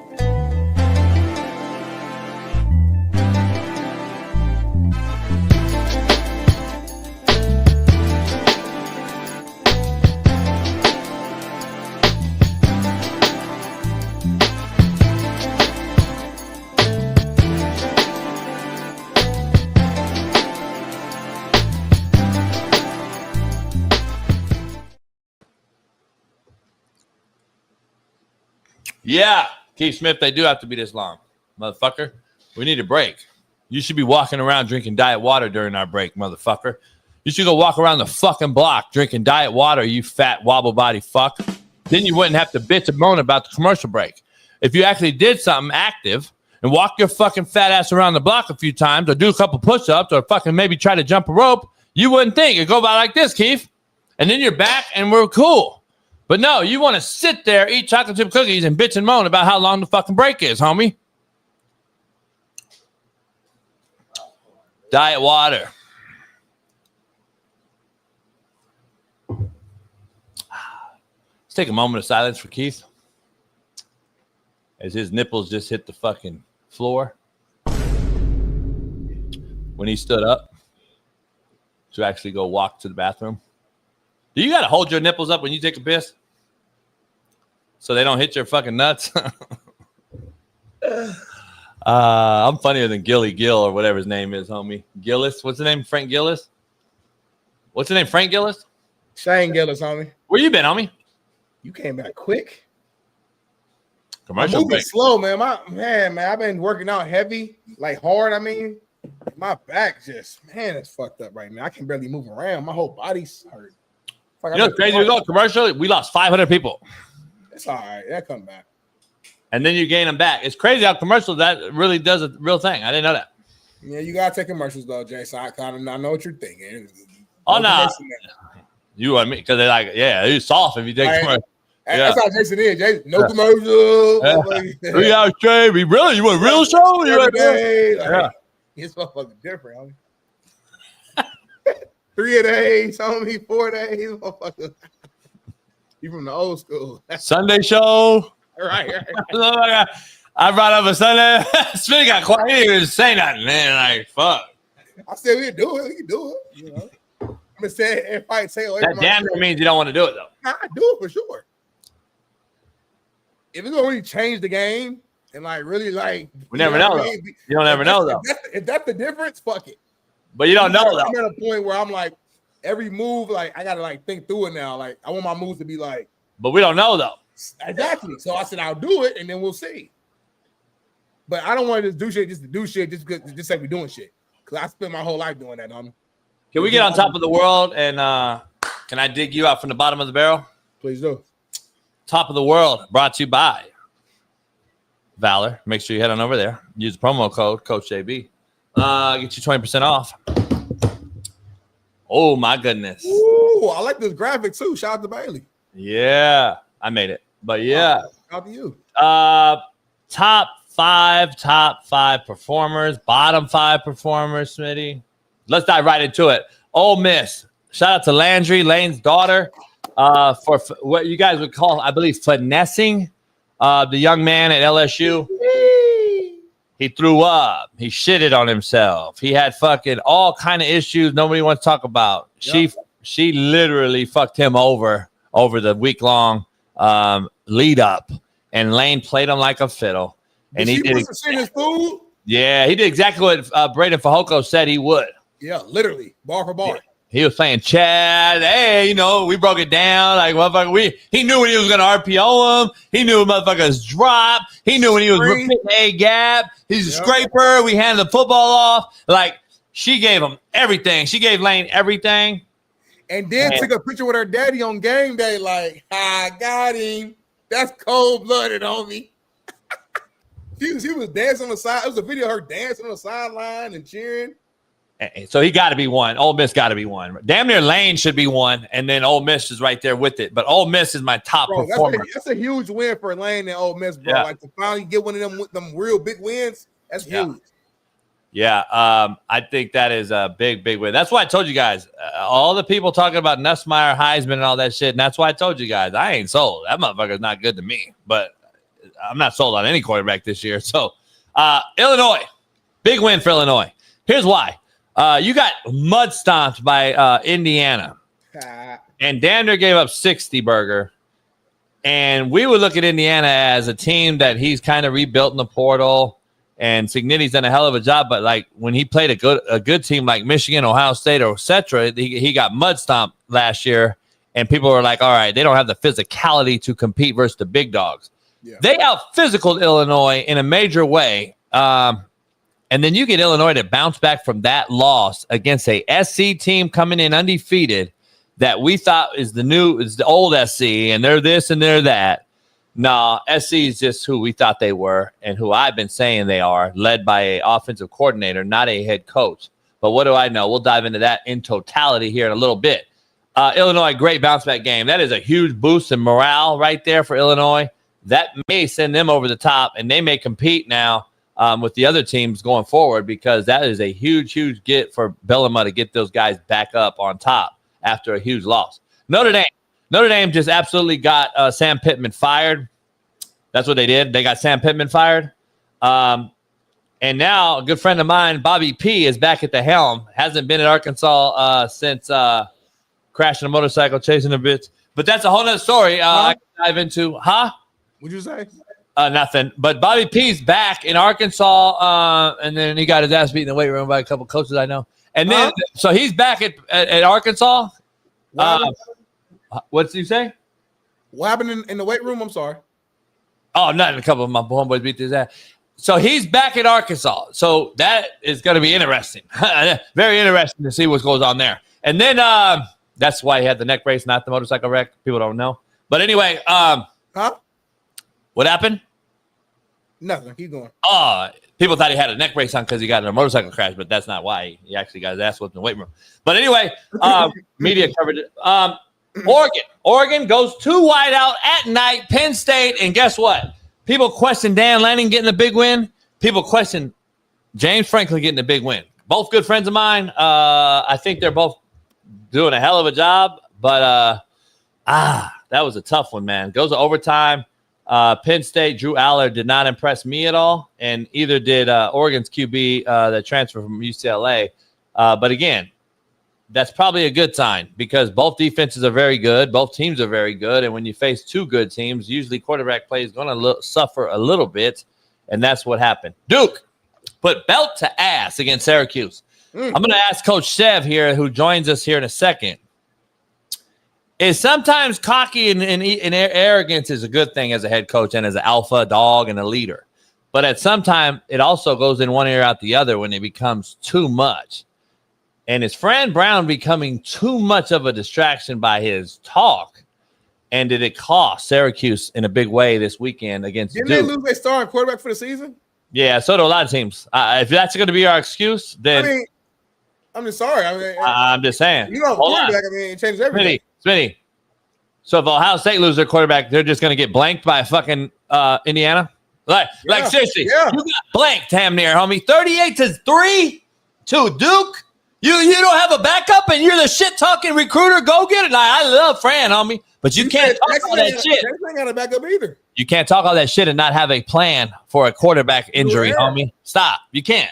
We're going to ask Coach Chev about it. My bottom five, Smitty, real quick. USC got to go. That's number one. Got to be the bottom five. You go to Illinois, and you're supposed to be the old SC, and you get mud stomped. Let's be honest. If Illinois don't fumble, and it is football, so I'm not going to say if and the fifth we'd all be loaded. We can talk about all that all we want. They literally and physically got dominated on both sides of the line of scrimmage. If you watch that game, which I did in totality, they looked out physical up front. They had no scheme to stop the fucking inside zone play that Illinois ran for damn near 300 yards down their throat. And on the edge, yeah, SC's pretty. But SC better be pretty on the edge. You're in fucking LA. Every team is pretty on the edge. Ohio State, Oregon, Alabama, fucking Georgia. Every team has skill players. Go tell me where the linemen are. Show me the O&D line which wins championships, not the pretty outside wideouts. So that's a shameful showing for me. Arkansas got Sam Pittman, good friend of mine as well, JUCO legend, Hutch JUCO. Sam Pittman goes down, gets fired on his day off because Arkansas actually shit the bed against Notre Dame. We already talked about UCLA. Ask Chev about this as well. They may be the worst big Power 4 now, big Power 5 program, the worst I've ever seen. From top to bottom, they may be one of the worst big programs I've ever seen play football. Like, from top to bottom. You played at a high school stadium at Northwestern on the lake, and they couldn't have looked worse. I've never seen a team. You would think they'd be up for the new, it's two things going on. You either are so pissed that you lost to Shaun Foster, or you have no motivation to play for the new coach because something happened. Yeah, something happened right there because you look exactly the same. Yeah, that's weird. West Virginia, Rich Rod hype coming back. I love Rich Rod. We'll see. We'll see what he does. To me, there's no more excuses of winning year one and not winning year one. Like, I can't win year one. Nah, this is the NFL, bro. It's pay to play now. You lost 70 players and you gained 70 players in the portal like this. So last time I checked, you pick the portal players you choose to get. Yeah. You either can't get the big good ones, so you're not a good recruiter, or you get the guys who you wanted and you're not a good coach. Which one is it? West Virginia looks bad. I'm just going to be honest. I love Rich Rod, but maybe this is he's been a little too much than he could chew, Smitty, because he may not understand this landscape is totally different for the older heads in the building. We'll dive into that. Kentucky, you got mud stomped by a South Carolina team who was reeling and not playing very well, Smitty. We're questioning their coach's motives. Is he going to go to Rod Tech? Are they really bought in? Kentucky don't show up. The bad business. They don't even show up, Smitty. They look horrible. Kentucky. I love the Stoop brothers. Bad. All right, Smitty, it's your turn. We got 3 minutes. We're going to bring in Coach Chev. It's your turn right now. Yes, sir. Yes, sir. Optimistic. You don't do a bottom five, which is, I think, chicken shit. But go ahead. I got my top five, man, and we'll start at number 5, man. Indiana. Listen, I think this was a trap game going against Iowa. There are people who actually chose Iowa to get the upset. There's still a lot of people who don't believe in Indiana and Iowa. Say what you want, man. That's one of those games on your schedule, especially when you're playing at Iowa, where every year you gotta circle that one and take it seriously, man, because that's a trap game for anybody. And And Iowa was in the game all throughout until the end. But Indiana found a way to win, man. So I put Indiana on there because they found a way to win. Ohio State, man, playing against a solid Washington team. Say what you want, man. Ohio State continues to show out they're the best team in the nation. Number 3, Oregon, man. Coach Dan Lanning. I made a video about his post-game celebration, and he was scratching his neck, and his eyes were real big out of just pure excitement. And that's a big-time overtime win against a ranked top 5, top 10 Penn State team. Number 2, Alabama. They started off this year, shaky, losing to Florida State, but since then they have been rolling. And to beat Georgia, man, in that environment is a big time win. I think now I want to say Kirby Smart is like 1-7, I think, against Bama now. They just have his number. I don't know what it is. It's weird. It doesn't matter who's the head coach. They just have his number. And then number 1, I'm with you, JB. Ole Miss, man. To me, that was a huge, huge win. And now my question is this the year for Ole Miss? Like, can Ole Miss finally get over the hump? Could this be the year? Time will tell. And then on the other side, man, listen, it's all positive vibes coming from me. So it's NA on the other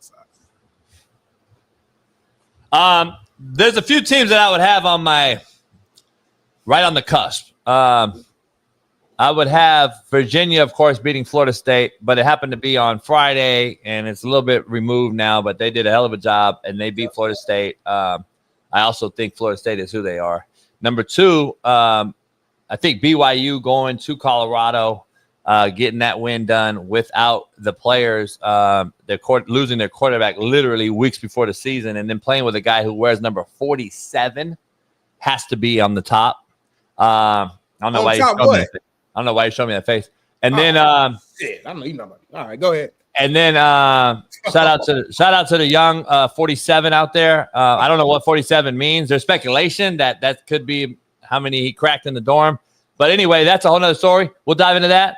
Number 2, so there's a couple guys on the cusp that should have been in that mix for getting it done. So, but listen, what you cannot lose is bye week, Smitty. Ooh-wee. And you can't lose bye week. And we got a coach who's joining us who just beat the shit out of bye week. Mm-hmm. Got on the road, went to Texas, recruited, went to see his boy play, North Texas. Good program. Getting to see all the things that Texas offers. It was a blowout, too, I heard. It was a goose egg. Great time. They goose egg by? That's what I heard. Yeah, they scored like 80. Yeah. Our main man, head football coach, former interim head football coach, University of Colorado alum, Cleveland Brown draft pick. The head coach of Northeastern State University, our main man, Darren Cheverini, joins the show. What's up, fellas? What's up? Good to see you, JB. Good to see you, Smitty. Back off the road, feeling fresh. Back new week. Who you guys got this week? We got a very talented West Florida team, top number 3 in the nation, coming into Tahlequah. So it's a great opportunity for our program, to go against a good staff, well coached, talented players. I think they won the national championship back in 2019 or something like that. But great opportunity for us. We're excited about this opportunity to play a top team at home. We're 2-2 right now, coming off the bye week. Got a chance to get down to Texas, see some really good players under Thursday and Friday Night Lights, man, down in Texas. Got a chance to see my guy Eric Morris get a win against South Alabama. They're 5-0. North Texas is 5-0. Really shout out to Coach Morris. But excited about this week coming up, JB. Really good opportunity to kind of see where we're at as a program. I know people don't like talking about jobs when they're on a job. I know that was Urban Meyer talking to Urban for so many years. He was like, I'll fire you if you're shopping jobs on the job. Like I nowadays, it seems like that's the norm. Now it's accepted. Now the head coaches are endorsing it and getting their coordinators out there. Back in the day, Urban Pete Carroll philosophy is if you're shopping jobs or I think you're interviewing for jobs, I'm firing your ass because you ain't all in on this job. I was the same way. Where are you at now? Like when the rumors start to come up, Gundy got let go in Oklahoma State, right down the road from you guys. And now North Texas, 5-0, your guy making a wave. Is he, the rumors are already out there. He's on the short list already with guys. Texas State has a guy, the young 36-year-old guy that's putting up points, and it's sexy now to hire those guys. Where are you at with that? Is it a distraction I South Carolina coach Chev, like he's rumored to be Vatech because his daddy was there, a legend, obviously. Is that a distraction? I think the best thing you can do as a head coach or someone that's in that position is just be honest and be upfront about it. You know, I think the worst thing that coaches do is they try to dodge the question all year, and their agents and they're working on the background, and it gets leaked anyways nowadays. You know, I think Coach Morris being 5-0 is in a great position to be a possibility at Oklahoma. So I think he'd be a great fit. You know, he recruits Texas heavily. He's a Texas native. He's got North Texas 5-0 for the first time in 80 years, something like that. And so I think guys like Coach Morris are in good positions. But the best thing that Coach Morris can do, and the best thing that Eric can do, is just keep winning, right? You just gotta keep winning, because if you don't finish strong, then people forget about you. So the main thing is that you got to play good football in October and November. Get himself to a top bowl game. And I think Coach Morris will be in a position to probably get one of those jobs that's out there, because he's done a really good job. And he's a friend of mine. We work together at Texas Tech. We're on the same staff on Coach Kingsbury's staff. So, Coach Moore, I watched their game. I was there with his family, and, man, they look good. I mean, Coach Morris is doing a good job. The offensively, they look really, really explosive. They got a former walk-on quarterback who's their starting quarterback now. They got a true freshman tailback that's from Shawnee, who is a stud. And it was fun to watch them get after a well-coached South Alabama team. I know Coach Applewhite really well. He's the head coach at South Alabama, and Coach Morris and their staff did a good job. But to get back to your question, JB, I mean, I think the best thing that coaches can do is be honest about it, but also you got to coach your team. You got a lot of football left. We're only a quarter into the season, so there's a lot of football left. No doubt. Arkansas fired Sam Pittman, good friend of mine, yours, I'm sure. Old Hutch JUCO guy in Kansas. Listen, it is what it is. It's unfortunate the guys get fired during the season, but listen, we're seeing it all over the place. And then they got a guy that's familiar there, and Bobby P., another good friend of mine, who gets after coaches and quarterbacks, and he'll fucking get off on your ass. Where you at with this hiring or firing, and does Bobby P. have a chance to get the job? To Coach Pittman's credit, man, he's been there 6 years. I mean, that's a long run nowadays in college football, man. And, I think when he hired Bobby Petrino to be the offensive coordinator, there's still a lot of Bobby Petrino supporters in Fayetteville and in the surrounding areas and the donors. And, I think that once they got off to a rough start and, they lost a tough one 2 weeks ago and then getting blown out by Notre Dame, I think there was a lot of noise around that program. I think, it's where college football is right now. Everybody wants to win right now. And, he's had an opportunity to build the program in year 6. And I think in year 6, you got to be a top contender, even though they're in the toughest conference in the world in the SEC. They still want to see you win the ones you're supposed to win, right?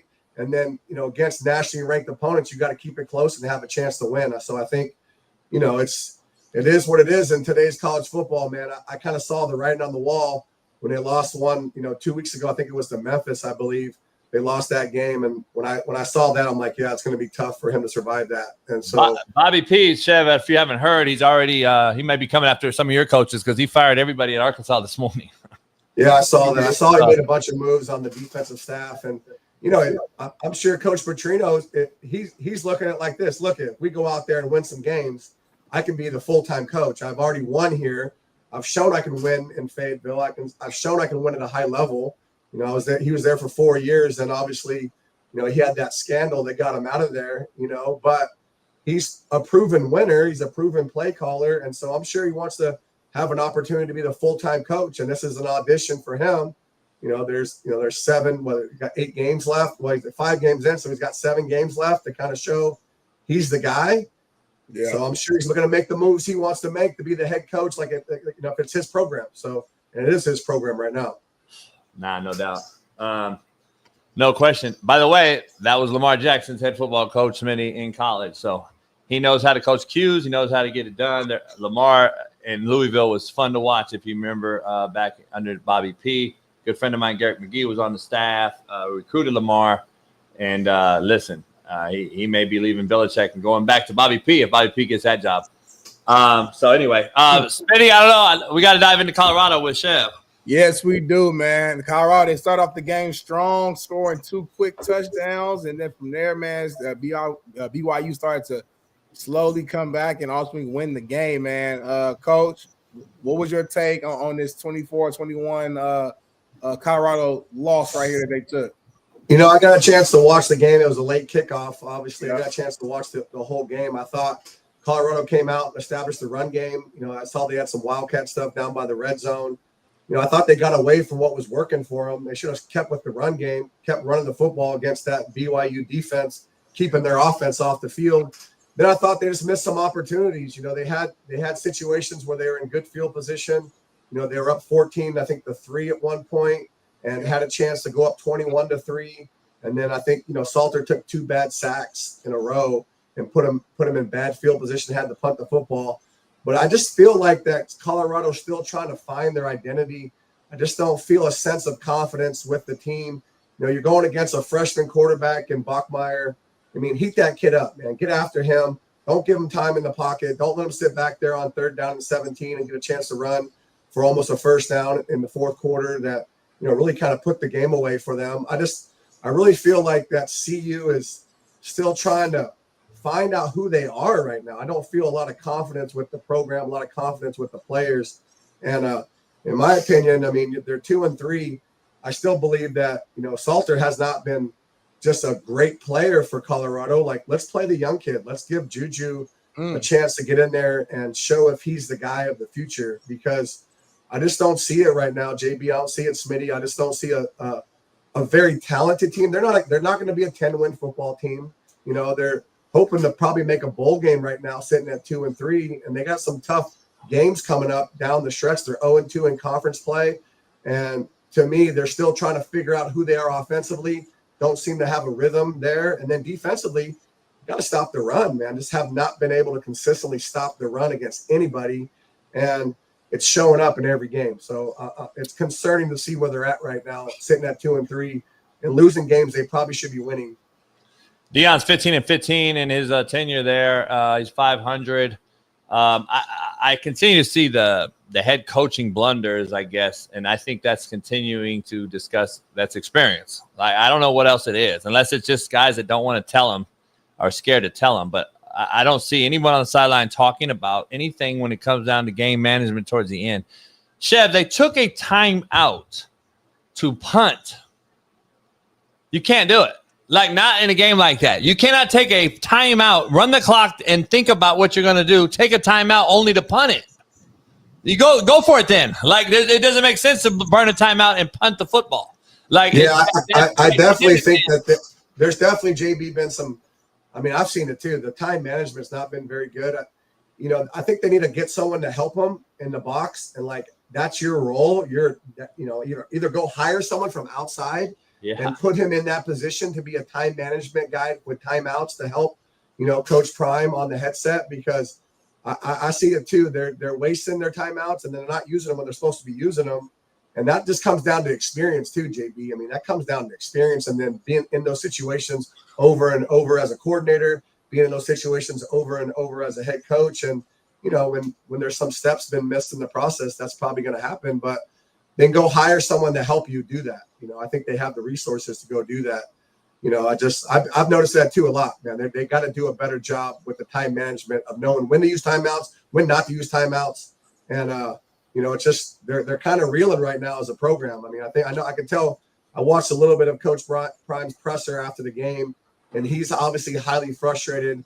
He made a couple comments like, you know, the game seemed too big for the players, but you know, that's a weird remark to make in year 3 of a program. You know, it is, bro. You can make in year 1 of the program, but not in year 3 of the program. I thought that was a weird kind of quote. Like, okay, well, why is it too big for them? It shouldn't be. I mean, you should have juniors playing for you right now. But you know, when you live in the portal, man, that you're building a new culture every year. And right now, you know, they're obviously missing not having all those receivers they had last year, not having Shador, not having Travis. It's showing up in these games that they would have won these games last year, and they're losing them now.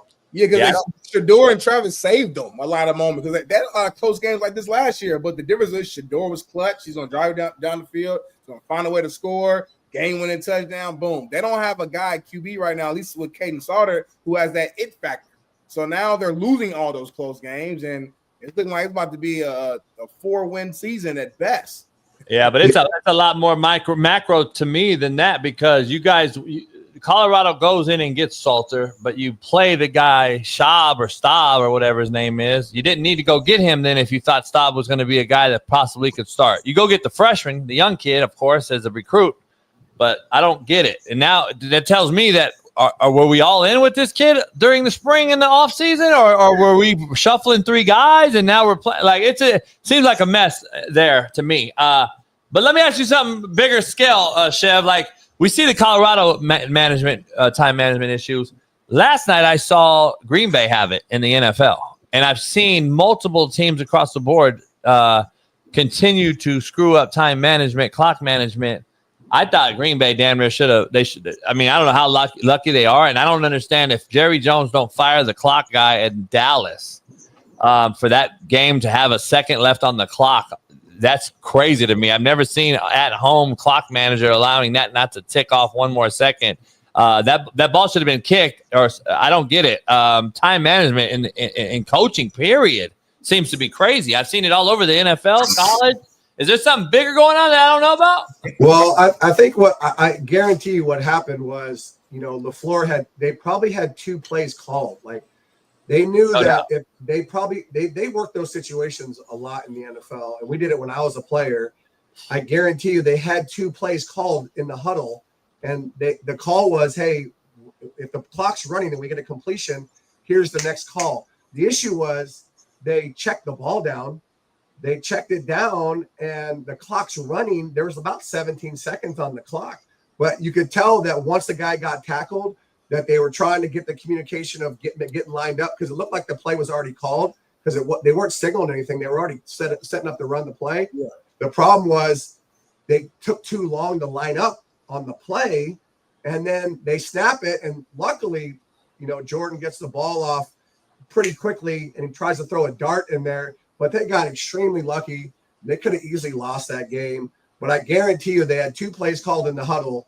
And if the ball was caught and the clock was running, they were going to go to the next play. The problem is it took too long to get to that next play. And that's where they almost got themselves in trouble. Sometimes you can be too smart for your own good. And I think that's what they had. They had 2 plays called. No doubt. I want to ask you about Fran Brown. Smitty, I wanted to ask Chev about this. I alluded to it before we brought Chev in. Fran Brown's vocal. I like him. He talks shit. He reminds me a lot of us and JUCO guy mentality. And I've known him a long time since he was at Georgia and other places. Where are you at with the talk? And now you get mud stomped by a Duke team without a backup QB or some sort of semblance of a decent backup. Colorado has 3 guys. I mean, I'm trying to figure out now. We can't talk shit and then talk about how good we are at some things, and then we come out and don't have a legitimate backup QB in today's world. It just doesn't. It can't happen. Whether it's a freshman like Michigan got or someone, I get you don't have the same money, but for you to lose at home in New York after beating Clemson the way they did, to me, something either went in one ear out the other, or are we that bad from starter to backup? Like, that just can't be nowadays in this landscape. I don't think it is, but I want to get your take on is there sometimes too much talking by the head coach that deters from the locker room? Well, I mean, I think Coach Brown's going to be who he is, man. That's who he is. And he's a very confident guy, and he's confident in his team. I don't think there's anything wrong with that. I think that they kind of definitely had a letdown game, right? They beat Clemson. That's a big win for the program. It's a big win for Syracuse and their brand. And they probably had a hard time getting up for Duke. Duke's not a nationally, exciting brand that people get excited about. So I think there was definitely a letdown game for them. You can't lose like that, though, at home. Obviously, they almost got shut out. I think it was 38-3 or something like that.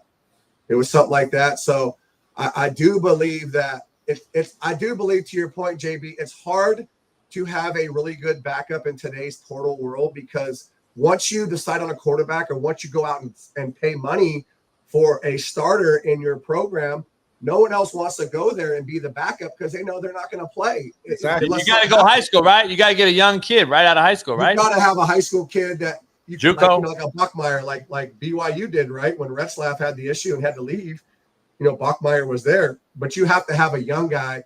But in today's college football, it's hard to win with freshman quarterbacks. That's why everybody is trying to go out and get a top portal kid. So now, do they got to play better football than 38-3? No question. You know, do I think that Coach Brown's probably, you know, I'm sure he's had some conversations with his team like this is unacceptable, and behind closed doors there was probably some, you know, they're getting on them. But you know, like I have no problem with head coaches being confident. You know, you see Lane Kiffin's very confident. Dan Lanning's very confident. You know, because they know they have good football players and they have good football teams and they put a lot of work into it. So I don't think there's anything wrong with it, but then you got to perform. If you are very confident and cocky, it's kind of like when Coach Cignetti went on game day last year, and he was very confident. That's all. I love it. Just got waxed, man. Like, right? Like, no one's going to say anything if you win. It's when you're confident and you're, you know, and you're very, very voicing your opinion very loudly, and your team goes out there and lays an egg, man. That's when people are going to jump on you. But I got no problem with confidence. I'm a very confident guy. I mean, JB, you're a confident guy. JB, you're definitely confident, JB. You know, I don't want guys that are not confident. I don't want coaches that are not confident. Yeah. I don't want players that are not confident. But then you got to back it up. You know, I think that's the problem that we saw, JB. Yeah. I want to get a take. See, I think there's something missing. Like, you got a guy that should be at a D1 as your quarterback. You're at a D2 right now. You got a guy. We got guys that are all over. Chambly left a D2, Ferris State, and is now 4-0 at Ole Miss. And he acts like he hasn't missed a beat. There was a stat line that he played in front of 50,000 total in his 2 years at the D2 combined, and there was 68,000 at the game against LSU the other night at one game. And he went out there, did his thing, and they won the game. My point is, there's turnover rock scenarios out here that I think you can find a QB that a lot of guys are just either A, lazy because it's all about the money, and they go after everyone else's kid that everyone else is offered instead of going after their own kid and turning over rocks. Like, I'm trying to figure out 300 million people in America, and we can't find another kid. They're out there. They're out there. I'm just telling you, a lot of cats are lazy now, man. I'm just seeing it all across the board. There's no way Syracuse don't have another quarterback better than that. No way. I mean, has a D1 kid at a D2, and Chambly left a D2, and he's at Ole Miss. No way Syracuse don't have a backup. You know, I think Ole Miss did a great job of getting that kid from Ferris State. Ferris State's they're one of the top, if not the best, Division II program in college football. They've won 3 of the last 4 national championships. That head coach does a great job. I watched them on film extensively because we played Saginaw, who played Ferris last year. So I watched a bunch of games on Ferris State. That quarterback is a phenomenal player, and they had a very good offensive line last year. Their coaching staff does a really good job. I saw a quote, or I saw a comment, like one of the announcers says, how is this kid at Ferris State? You know, right. But Ferris State is a very well coached, well run organization. They have resources. They're building new indoor facility over there. They're doing some stuff, man. So they're like the Dakotas, right? They're like the Dakotas and the Whitewaters of the D3. All those guys are big time program. Like, they win at their level. Big time Division II program with a lot of Division I play.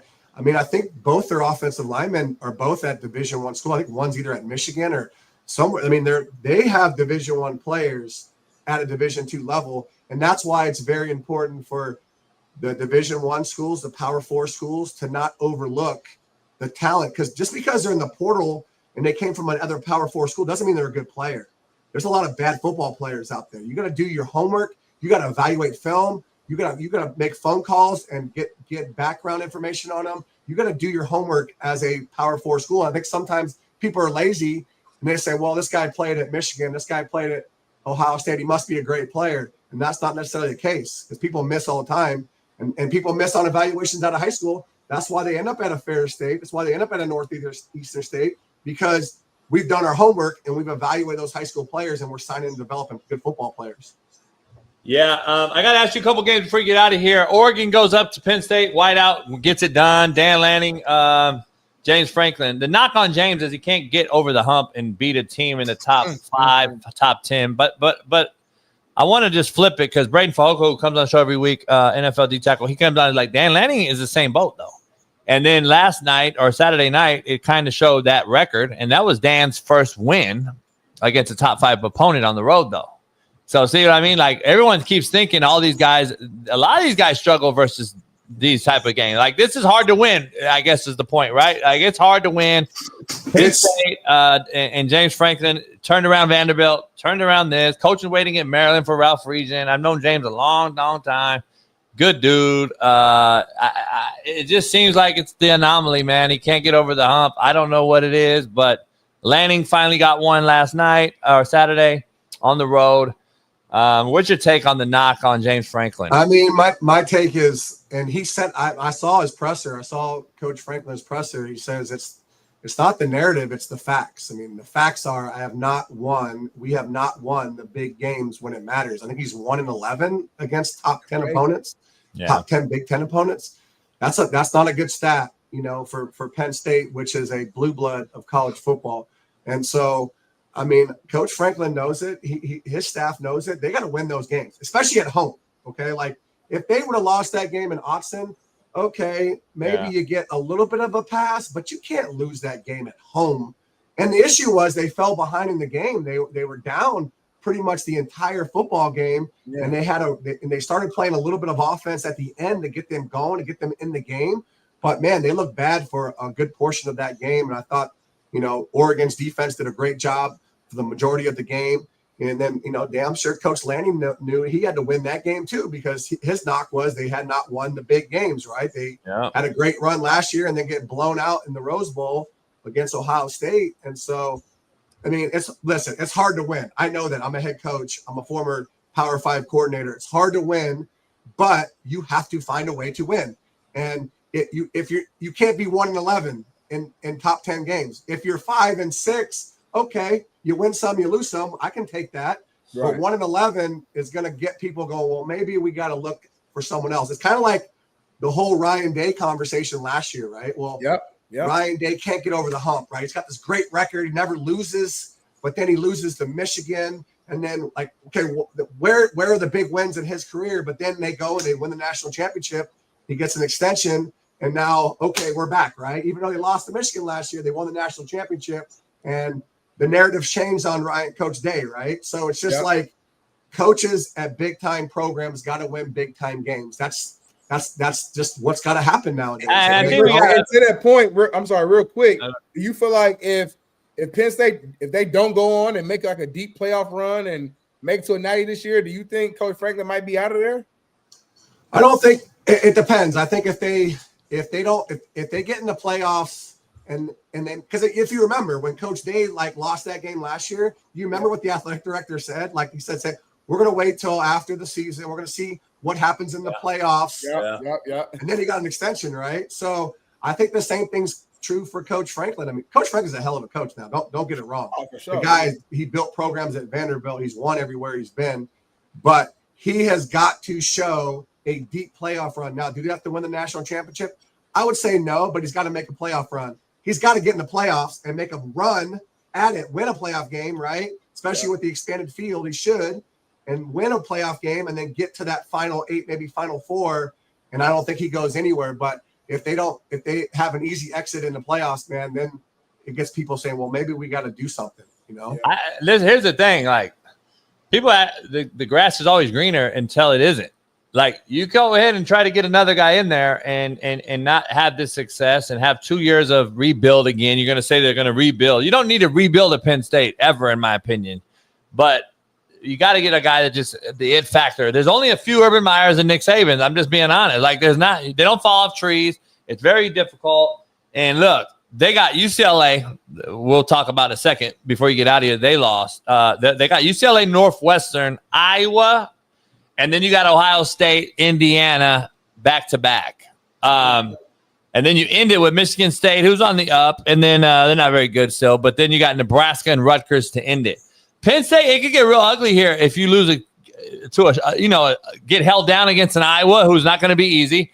You got Ohio State, obviously, and then Indiana, who's torching everybody.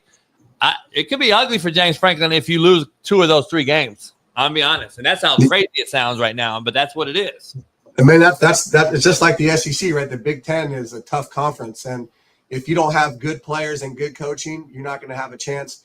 And even when you have good players and good coaching, sometimes you're not going to win because there's other teams have good coaching and good players. But I do think that Coach Franklin's got to finish strong. He's got to win those games, JB, and he's got to make a deep playoff run for the narrative to kind of switch. He's got to beat an Ohio State. He's got to beat someone like it's a top 10 program, and it's a big statement win for your program, right? So I'm interested they'll bounce back. I mean, they got good players, they got good coaches, but they got to win those games. And they got to, especially at home. You got to win at home. Yeah, the last minute here with you, Chev. Before we get out of here, good luck this week. West Florida. People always thought once Florida got a D2 or a JUCO, it was going to be tough for the rest of the country to compete. Hopefully, you can get them, knock that narrative out and beat West Florida. It'd be a huge win for the program. Northeastern State. UCLA, they looked as bad as I've ever seen a big-time program look. They went to Northwestern on the lake and just looked bad. Either they're mad about the Deshaun firing or they just aren't bought into our good friend Tim Skipper. Where are you at with this UCLA football program right now as you were once there? I mean, the thing that I noticed, I mean, they fell behind again, right? They fell behind 17-0 again. Fourth week in a row. You can't win football games falling behind 17, 28, 21. You cannot win that way. What I noticed is still offensively, there's no flow to what they're doing offensively. Yeah. You know, I keep hearing like Nico is, you know, a top guy. I don't see it. I just don't see it. I don't see, but I also don't see the weapons around them there.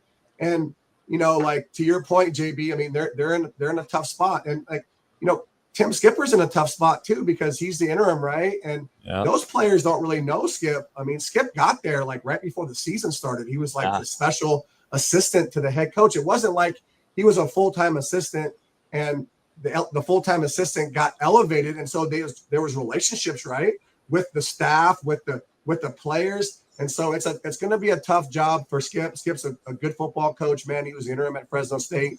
You know, probably should have got that job and didn't get that job. And so, yeah, JB, didn't look good, man. It didn't look good. Obviously, they made a change at the defensive coordinator position with Akaika's not there anymore, who's a friend of mine, who's one of the best human beings around. Just not a good football team. There's not a good football team, JB. They're going to have a hard time winning one this year, man. Hey, before we take a commercial break, I want to bring Shaun in with you 1 second. So before you get out of here, before we take a break, pay the bill. Shaun King, welcome in. Let me ask both of you real quick together before we take a break and before Chev leaves, Shaun. And then I want to cut more time into your time on here, Shaun, and make sure you wait longer. So I want to be clear here.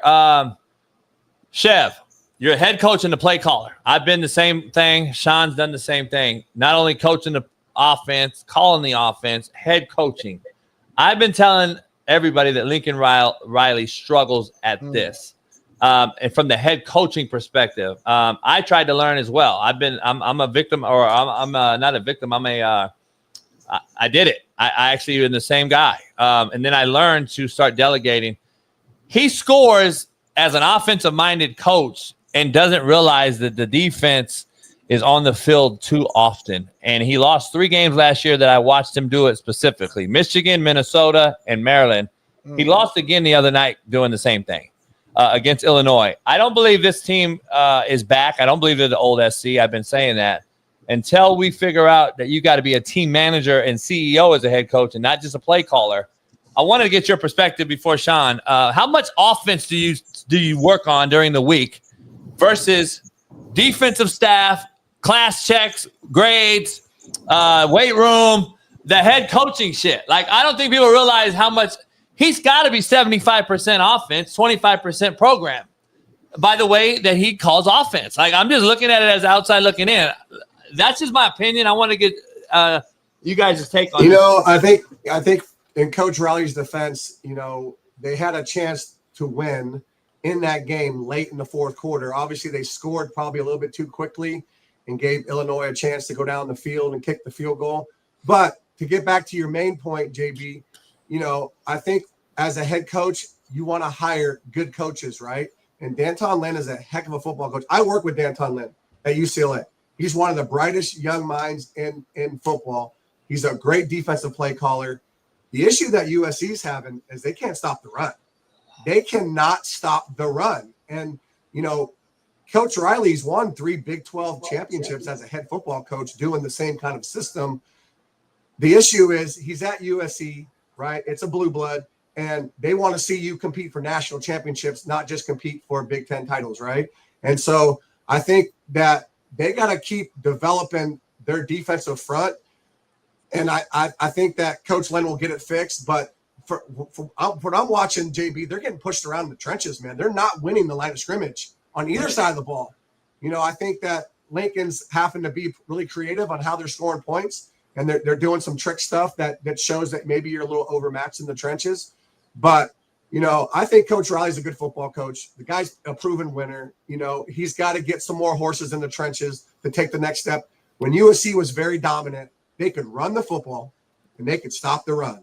And right now, that's not what they're hanging their hat on, right? They're trying to hang their hat on being more spread and then, you know, defensively just kind of being a bend that but don't break defense. And that's going to get you beat, man, in the Big Ten. It's going to get you beat against good football teams that can run the football.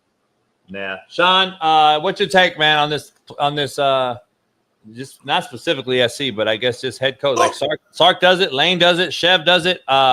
We've all done it. But, you know, at the end of the day, I don't know. I guess it's a difference for me, but go ahead. I'll stay with SC. First of all, everything is still in front of them. You know, I think they got exposed a little bit because they didn't handle the situation of the game. This is a team that's played a lot of night games on the West Coast. Now all of a sudden they got to go a road game, early kick. They didn't handle it well, and they kind of got themselves in a hole. But at the end of the day, they ran the ball effectively. I think they found their quarterback. I mean, that kid is really good. Defensively, they just got to make some plays, man. Fucking Illinois threw for 300+. And like it was a lot of one-on-one contested catches that the Illinois kids made. And like you would just think like a California-based program would have the edge guys to win some of those one-on-one battles. If one or two of those, you know, completions is incomplete, you know, they get out of there with a win, you know, and everything's different. But they got to bye. They get Michigan out to bye and Notre Dame. If they can get past that, they don't play Penn State, Ohio State in the regular season. So if I'm Lincoln, I'm just, you know, telling our guys, man, we got to make some plays. I'm showing those situations where the scheme is right, you're in the position, we got to make these plays. And I think they'll be okay. As far as big picture, I think Lane does the best job of it because Lane's the only one I've seen that can fit his system to his personnel every year and still be really good on offense and it look a different way. Like you see Sark struggling a little bit because he's never had an Arch Manning type quarterback when his offense has been really elite, right? It's been more of a timing, location guy at quarterback. You know, you look at Lincoln, I don't think he probably did the best job of developing Caleb Williams to be a winning quarterback. I think that was more, you know, kind of let Caleb. But what Lane is doing with Chambliss and Simmons is unbelievable because he's never really had, you know, these two kind of talents at quarterback. You know, so I think Lane's probably ahead of the curve a little bit. Shout out to what's going on in Oxford, too. That's a big win. Yeah. Last thing, Chev, how does SC not have corners? You can't have wideouts, and we know that the skill players are dime a dozen. It's all about the trenches. But SC not to have corners that are leaving Mater Dei and Bosco and all the other schools in SoCal to go to other places like Oregon and Ohio State, and it's just specifically, how do you not have corners at an SC, which is a staple for having long, big corners that can cover? They look bad on the edge out there against Illinois. I'm just telling you, they damn near threw for 400 yards. No, they didn't look good, obviously. They gave up a lot of yards, but the narrative around USC hasn't been that they don't have corners. You know, that hasn't been the narrative. They just like Shaun was saying, they got to get back to playing better football. You know, they gotta be able to break up some of those passes where if you get those balls knocked down, you win the game. But they weren't able. They were in position to make plays. They just didn't make the plays. And so I don't think the narrative has been that they can't get DBs, they don't have DBs, because I mean, you can throw a quarter from USC's campus and find 50 Division I corners. Yeah. I'm just telling you, man. I've been down there a bunch. And so it's just a matter of you got to develop them and you got to keep them, and then they got to perform. They got to perform. That's the thing that people don't realize. You can be a 4-star, 5-star recruit, and they sign them and they develop them. But then when the lights come on, what do? They got to play. They got to make plays. And I just didn't see enough of that. I watched that game. I watched the whole fourth quarter of the USC game coming back from North Texas. And that's the game they got to win, man. It's the game they got to win on the road. Yeah. That's the game they got to win on the road. No doubt. Chev, good luck this week. West Florida in the building, and go get you a big one, and we'll talk to you Monday, man. Good luck to you guys. Good seeing you, Shaun. See you, JB. See you, Smitty. I'll see you guys next week. Hey, we ain't taking no breaks, dog. No, we're not. We're not. We already said that. We're not taking a break because we're not. We said it. It's not because you said. Yeah, we'd already decided. But let's be clear. Let's be clear. We're not doing it because of you. Yeah.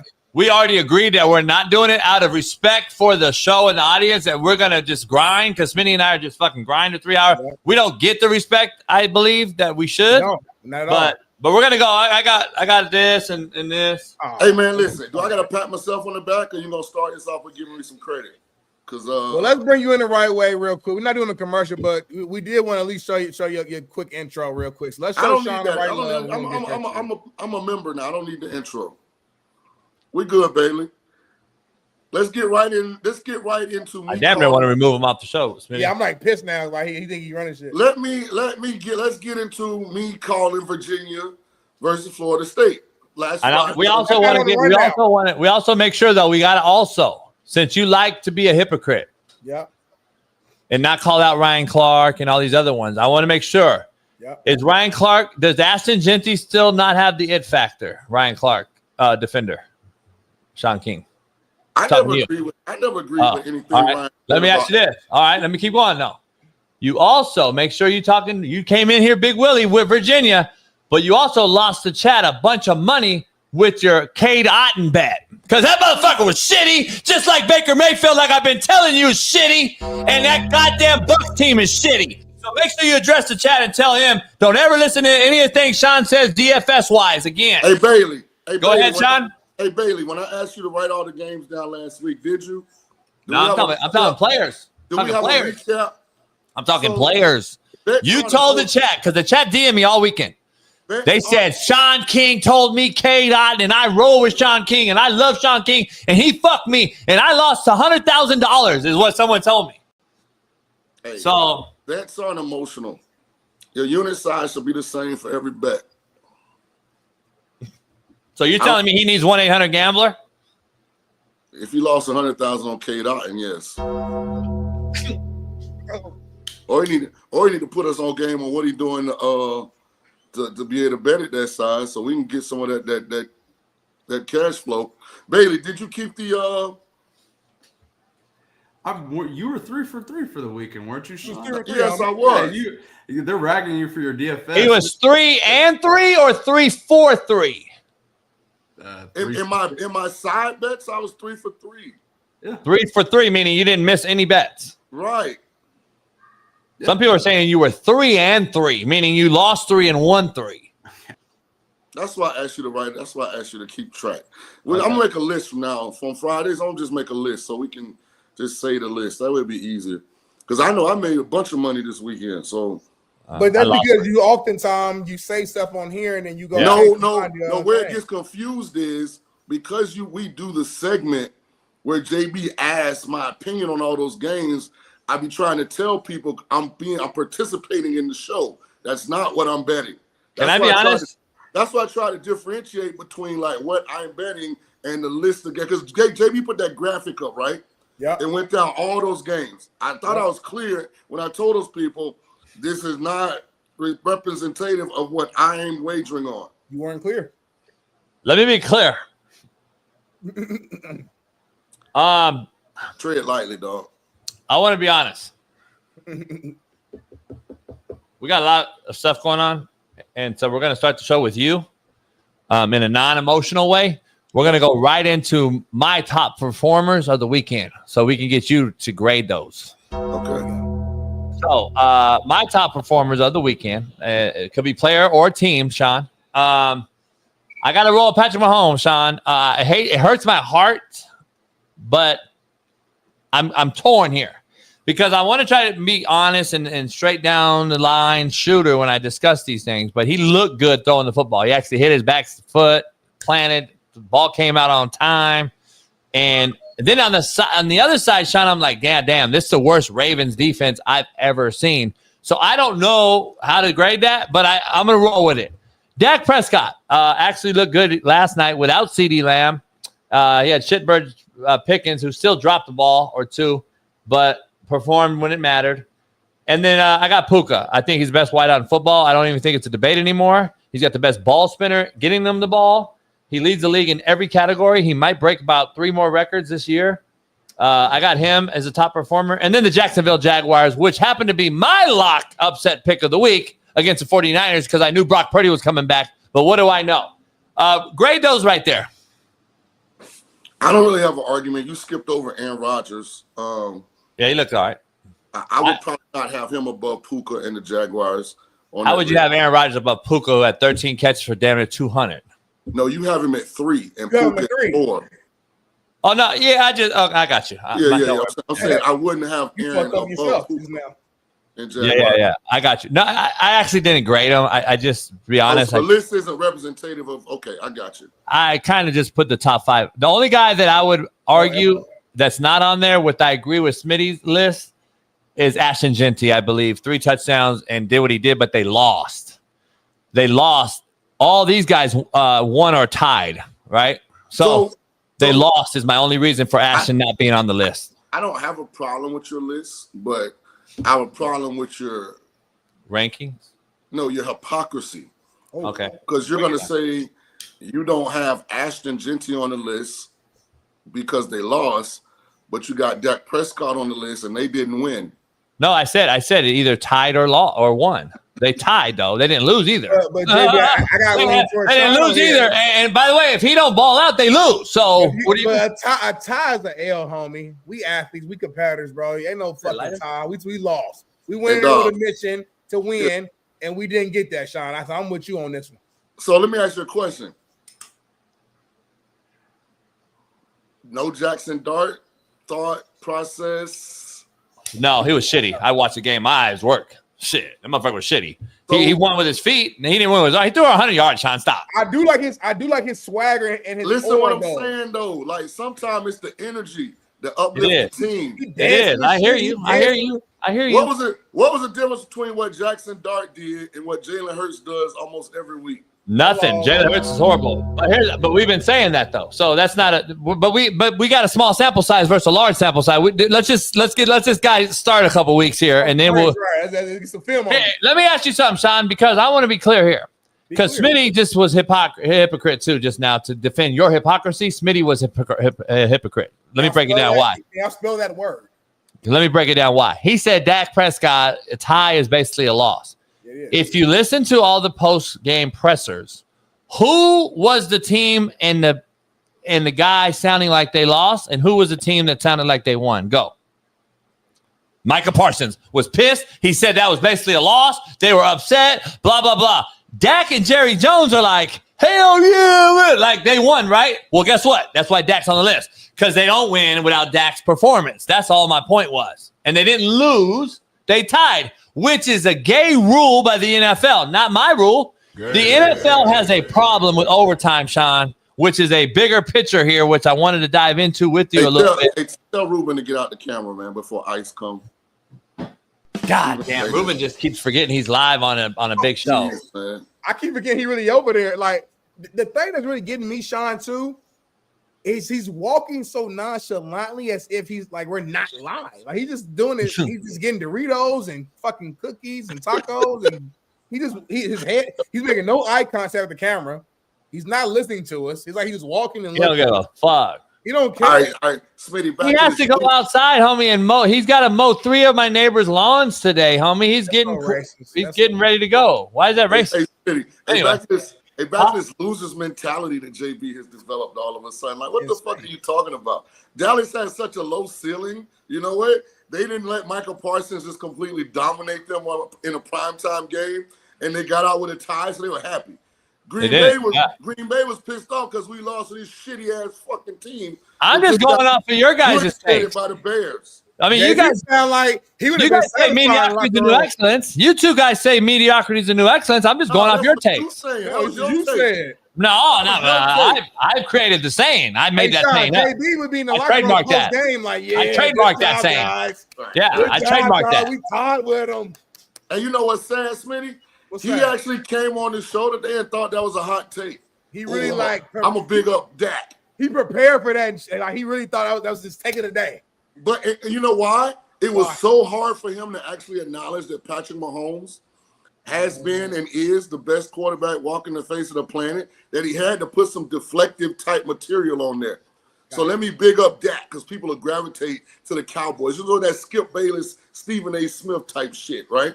He say he don't do stuff for clicks and baits, clips and what it likes or whatever this shit is called. But that's what he's doing. Clicks and likes? Yeah, that's what he's doing. Here's the thing. Mahomes threw 4 touchdowns against the fucking worst defense in football. The Ravens have the worst. Yeah, they are. Yes, they are. They give up more yards than any other football team in the NFL right now and more points. Go look it up. Bailey, did you watch Green Bay and Dallas last night? Yeah. Have you seen the Ravens all year? The Ravens could be as bad as what we saw, but they cannot be worse. The Ravens have been worse. The Ravens have been worse. They give up 469 a game. They're bad, and so was bad last night on both sides. Hey, your guy Malik Neighbors has torn his ACL yesterday. So Smitty left because he thought it was a shitty football weekend. He didn't want to cover it for today's show, so he was like, "Fuck it, I'm gonna go shopping with my wife, go farmers market and shit." I went out. Me and Ruben went to got some ice, beer, tacos, and we went out. So we didn't see the games either. And then Bailey texts us, Neighbors blown knee, Jackson Dart concussed, Russ Wilson's back in the game, fucking Dayball snorting coke, like all kind of shit happened during the time we were at the store. Right. I know Shaun was at the Cigar Lounge in North Vegas. Where did you watch that game in totality? Yeah, unlike you, I prepare properly. Did all that happen? There's no way I have to go get something. So did all that stuff that we just said happen while Smitty and I were out? Did all that happen? I don't remember the sequencing because I was watching multiple games. So what's the difference, Smitty, of us watching or not? Shaun don't know nothing either. No, I saw it happen. He took all that shit. See, I proved the hypocrisy in Shaun King. He didn't see anything. He didn't see nothing, but he said he watched the whole game. I did. I don't remember the exact sequencing. I don't remember if. We don't either. Shaun, Smitty, we lean on Shaun on this show to give us like the data, the detail, the big words. And he don't know. He don't know. Yes, I do. He don't know what happened. The sequence. Watching 5 games is not the same as focusing on strictly one game. So at the same time that Malik Neighbors was getting hurt, I was cussing out the Bucks for not showing up in the first half. You know, I'm over here trying to figure out, are the Titans going to ever score an offensive touchdown? You know, I'm trying to analyze Cam Ward so I can holler at them. Like, so I'm doing multiple things. So Cam Ward's a bust? Not at all. Oh. No, I don't think. Now, when you watch it, you don't come off thinking he's a bust. You just think it looks like the coach is going to get fired. That's what it looks like. Today? I don't know about today, but tomorrow it's coming. I told Bailey when he got rid of Vrabel, I said, listen, you never replaced the running back. You never replaced the wideout. You got less skill. You lost the edge and the alpha dog in the room with Vrabel, and you thought you were going to be better? Shout out to Tajay Spears, who should be coming back here either this week or the week after. But it's tough sledding in Tennessee right now. Speaking of coaching, though, man, one of our major topics that we have to touch here, man, Liam Cohen. I don't know if you guys saw that. He pressed Robert Saleh after the game, man. Check out this video. Duval.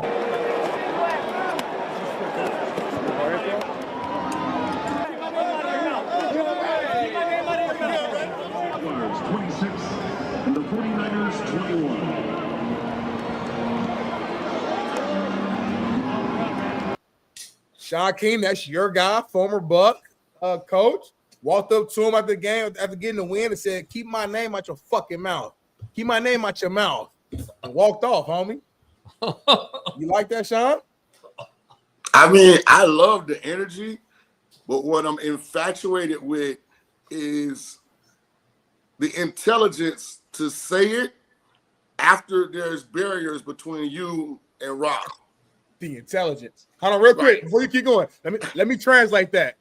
He's saying that he was being soft. He did it in a soft way. He knew that he had protection around him before he went out there to talk shit. All right, keep going. Right. He's got one of his O-linemen in front of Saleh. He's got one of his O-linemen in front of him, and then 2 of his coaches. That's smart Because I think I'm taking Salah in a one-on-one between him and Cohen. So I like it. They can't say you didn't do it. Shut damn it, take Mike McDaniel. You didn't really put yourself in harm's way. He also didn't get that close to him, too. Smart. Yeah. I actually like it just for showing his team that's 3-1, some nuts and guts. Absolutely. And you got to do it. You got to do the Duval thing. You're 3-1, and you're like, hey, I know I'm scared as a fucking hoe in church, but I'm gonna do it for my team right now. And I gotta credit that guy. And that's one of his former kids right there that's talking to him, 72. So I know. Salah ain't want that smoke. Salah got other shit to worry about right now. He trying to figure out how do I carry this Brock Purdy. This is football, though. By the way, right. I like it. I like it. I want this shit. Shouldn't be none of it. Yeah, I want this type of shit. It never left, homie. Hey, what I would tell Lee and Cohen though, Bingo. I would say, hey, pipe down, dog, because Sunshine still ain't building no confidence in me. They're winning in spite of Trevor Lawrence. I'm just telling you. So let me dive into that segue then real quick, because I got to dive into a segue, and you can pat me on the back if you want. Is it the Jags or is it Brock Purdy?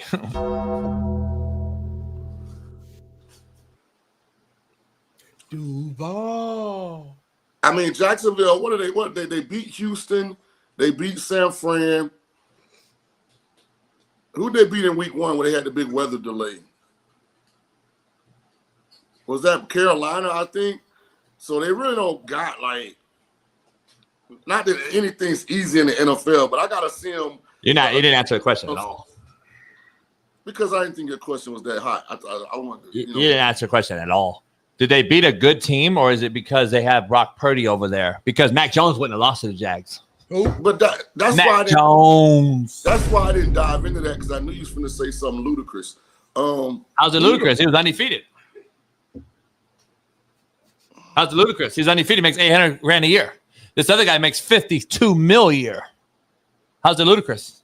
Dude. Go ahead. He beat the Saints. Listen, I don't care. It's levels to wins. Josh Allen struggled versus Saints yesterday. Did you watch that game? But they won. I get it. So did Mac Jones. Right. Mac Jones. So did everybody else's play. I'm actually cooking low key. They call it low key. I'm actually cooking you right now, low key. Everybody's beat the dog. Bottom line is, zero. You just said he beat the Saints. You just said he beat the Saints, and then I said, but Josh Allen struggled, and you said, but they won. But so did Mac Jones. Who? But Mac Jones. You can't use it as a springboard to greatness by getting the win over the Saints. But you put Purdy back in. You insert him back in the team that's been winning, and they lose. I'm not counting for Purdy. Purdy was bad yesterday. I mean, he's horrible. He's who he thought he was, by the way. Yeah. But again, I was crazy. I was calling everything in the book when I said he's garbage. Here's the problem with extending a Brock Purdy. I don't think it's as egregious as extending a Tua. Because I think Purdy does have some traits that are better than Tua's. But when they extended Purdy, their offensive personnel was Deebo Samuel, Brandon Ayuk, George Kittles, Christian McCaffrey, and young Pearsall. Now that he's gotten the money, Ayuk is hurt, Deebo is traded, Kittles is hurt, Pearsall got hurt in the game. So Purdy's not a Josh Allen type who, no matter who the pieces are out there, he's so good, so talented, that he's going to still keep y'all competitive. Purdy's more of a game manager when you got everything built up around him. Listen, you paid a guy, which is my overall macro point, and you lost everything and didn't fulfill any of those holes. You haven't recovered for any of those holes on defense. If CMC goes down, your offense is done. You got rid of Deebo. You have no Ayuk back, who I think's overrated anyway. You haven't got him back. Kittle's out, and you're losing O-line like crazy. This team's in a bad spot. They've been covered up 3-0. Their 3-0 record, to your point, though, has been covered up by who they've played to what you just said. Like, let's be honest. They ain't played actually, they haven't played the fucking gauntlet. I'm not beating the 49ers are a Super Bowl contender drum. What I'm saying is, Purdy's not a organizational changing type of player, but he is what San Francisco was looking for. Remember how he became the quarterback. He's not even Jeff Garcia, homie. I know, but listen, Garoppolo, they got frustrated with him. Trey Lance never really panned out. They were looking for a elite game manager, and they found it in Purdy. Stabilizer. Yeah. So the Niners are a program now that requires game managers. The same place that had Joe Montana and Steve Young now want game managers. That's what we're doing, 49ers? They were in, dog. What? Hold on. So can we have a macro conversation about, and I want to get your serious take because Edub's going to be here and you got to get out of here in 2 minutes. That's the show on Monday. You don't get to stay up for every gas and demand all the shit you need. You get all your show your way. And we started you right on time. We started you at 8 o'clock. Brought you in with a guest. So I don't want to hear about commercial break. We're right now. Skipped all the shit your way. We did it Shaun King's way. Everything you want. Hey, in the chat, if you want more, just holler at me. Just let them know in the chat. If you You're want damn more, near on the show 6 hours a week. If you want more of Big King, just hit me up. Let them know in the chat. So let me ask you a macro. I want to ask you macro because Edub, who's on next, dabbled in general manager. You've dabbled in the GM side of the thing, and that's what you aspire to be. Possibly somebody does. If Willie Taggart and them don't blackball you. So let's dive into this real quick. Why do we continue to say we got to pay him because the market dictated it? I'm tired of hearing that shit. If you're asshole and your ass cheeks and dookie, I don't need to pay you because someone else paid someone else somewhere else. I damn near cooked on. Why am I paying a guy because someone else paid a guy somewhere else? Stop. We don't need to pay the guy. I'm just saying we don't need to pay the guy. Do we? So here's what's interesting. I've been saying this same thing for how long? You got 20 seconds. I've been saying the same thing for how long? I'm not going to attack the 49ers because they did what Miami Dolphins did. Because they did. Now, maybe the Dak deal, I mean, he was on your top performers. Maybe that'll end up being the right choice. But when Dallas did that, based on what I had seen, I wouldn't have paid Dak. I won't pay that. I still say that. I said he's an overrated overachiever, underachiever. I wouldn't have extended Kyler Murray. I wouldn't have extended Trevor Lawrence. Exactly. So it's not like the Niners are doing something the rest of the league's not doing. That's my point. Brock Purdy had accomplished more as the Niners starting quarterback than any of those other guys. 100%. So I'm not going to just target them and make it look like they dumb, stupid, and uninformed when they probably are ahead of the curve compared to some of these other extensions. I just think guys listen, sometimes it's hard to have like a top guy. There's only so many Josh Allens, Lamars, Mahomes, Burrows in the league. So when you get a guy who's at least a game manager who can stabilize the crew, it's like, listen, I at least want to be able to win games, compete, make a playoff. So if you feel like you have that guy in your locker room and it's not a realistic chance that you can go out there and go get a big time guy above him, I think the teams are like, you know what? They're just settling. They're like, you know what? We got somebody. Let's keep it. Let's build around them, and let's give ourselves a chance. Versus losing those guys and then starting from ground zero and rebuilding, you can't sell that shit to your fans all the time. Let me ask you something. So Mr. Lynch is such a fucking great GM, and Shanahan's so great, and they got a bunch of fucking Lamborghinis all over the place, but then they got hubcaps on them.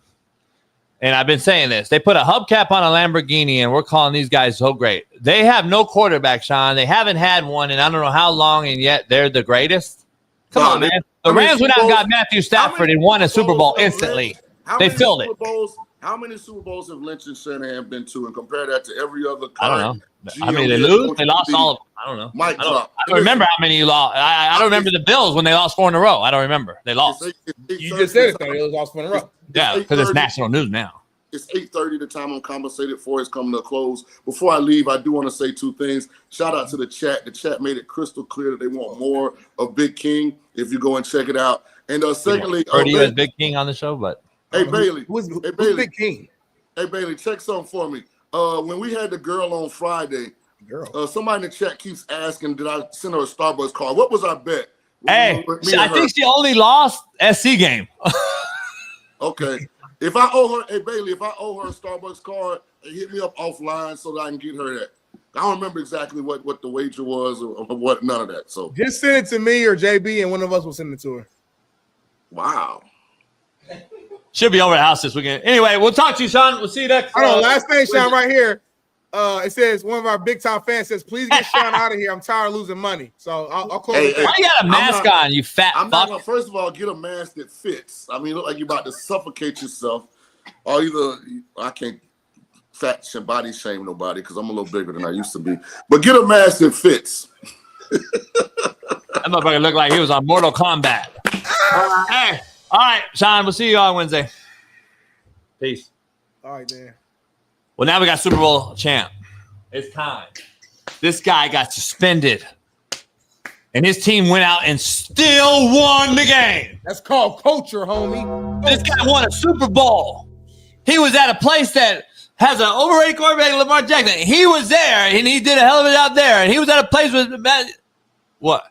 Anyway, let's bring him in the right way, man. It's Eric. Yeah. I'm in my mode, ready to transform you in the I hate a storm, Hail Marys, I make it pour. Good, I ain't lying, you little giants, we been defying. Rise. What's the cost to be the boss? Breaking down the walls, we all in once the coin gets tossed. Got the plan of action, never acting. No need to scramble to get traction, we make it happen. From 3-4s to 4-3s, we get it cracking. Yeah. You got suspended and you still won, though. We still got that dub. We still got the dub. Edub Monday. Credit to the players, to the, I put them in a bad position not being there, and it almost cost us. But this team is resilient. They're connected. That things go up and down during games, as you guys know, but they don't flinch. They don't point fingers. There were some blunders in that game, coaching wise, and they just stayed with it, and got the victory. And at this point, any victory is better than the latter. And you live, you learn. It's always better to learn and to win than losing and trying to fix the mistakes then. That's a testament. Those players want to run through a wall for you. They was there for you, ready to go.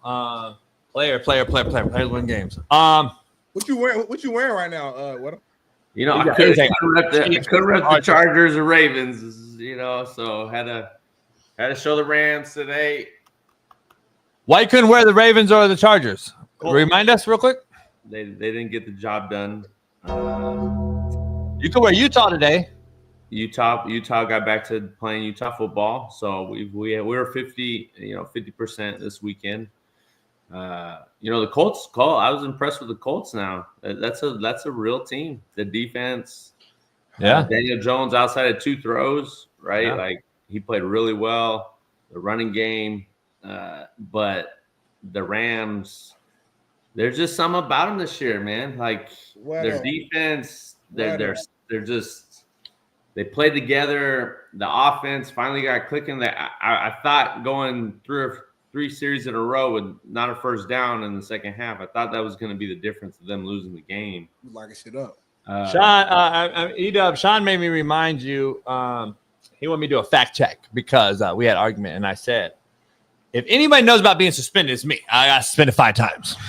So I went 3-2 after doing a fact check. I went 3-2 as a suspended head coach. So what do you think that is? Is that all right? Is that bad? Or is that making it worse on me? We've won more without me than with me? Or how does that work? It's a better team without you. Is it a buy-in? Is they bought in? They knew? By the way, I can say it now. I was on an apartment building with headsets on calling the offense. Nobody knows, but I can let you know now. But anyway, let me ask you, were you on the building anywhere? Stop. I'm not even going to play around. So everyone needs to understand, this week, and I debated even tweeting it out because – I don't want anything negative coming. I like how you tweeted it. I retweeted it. And I tagged CIF. But people understand. Like I understand the rules. Like right. I'm not dumb. What I'm saying is what does this make sense? And it doesn't makes 0 sense. So I'm saying the powers that be need to come together and say, hey, this makes 0 sense. He didn't do anything wrong. What are we actually learning? Like when you make a mistake or a behavioral change, what am I supposed to learn from sitting out and having everyone suffer for someone else's decision? When a kid gets kicked out of a game, does the head coach have to get suspended the next week?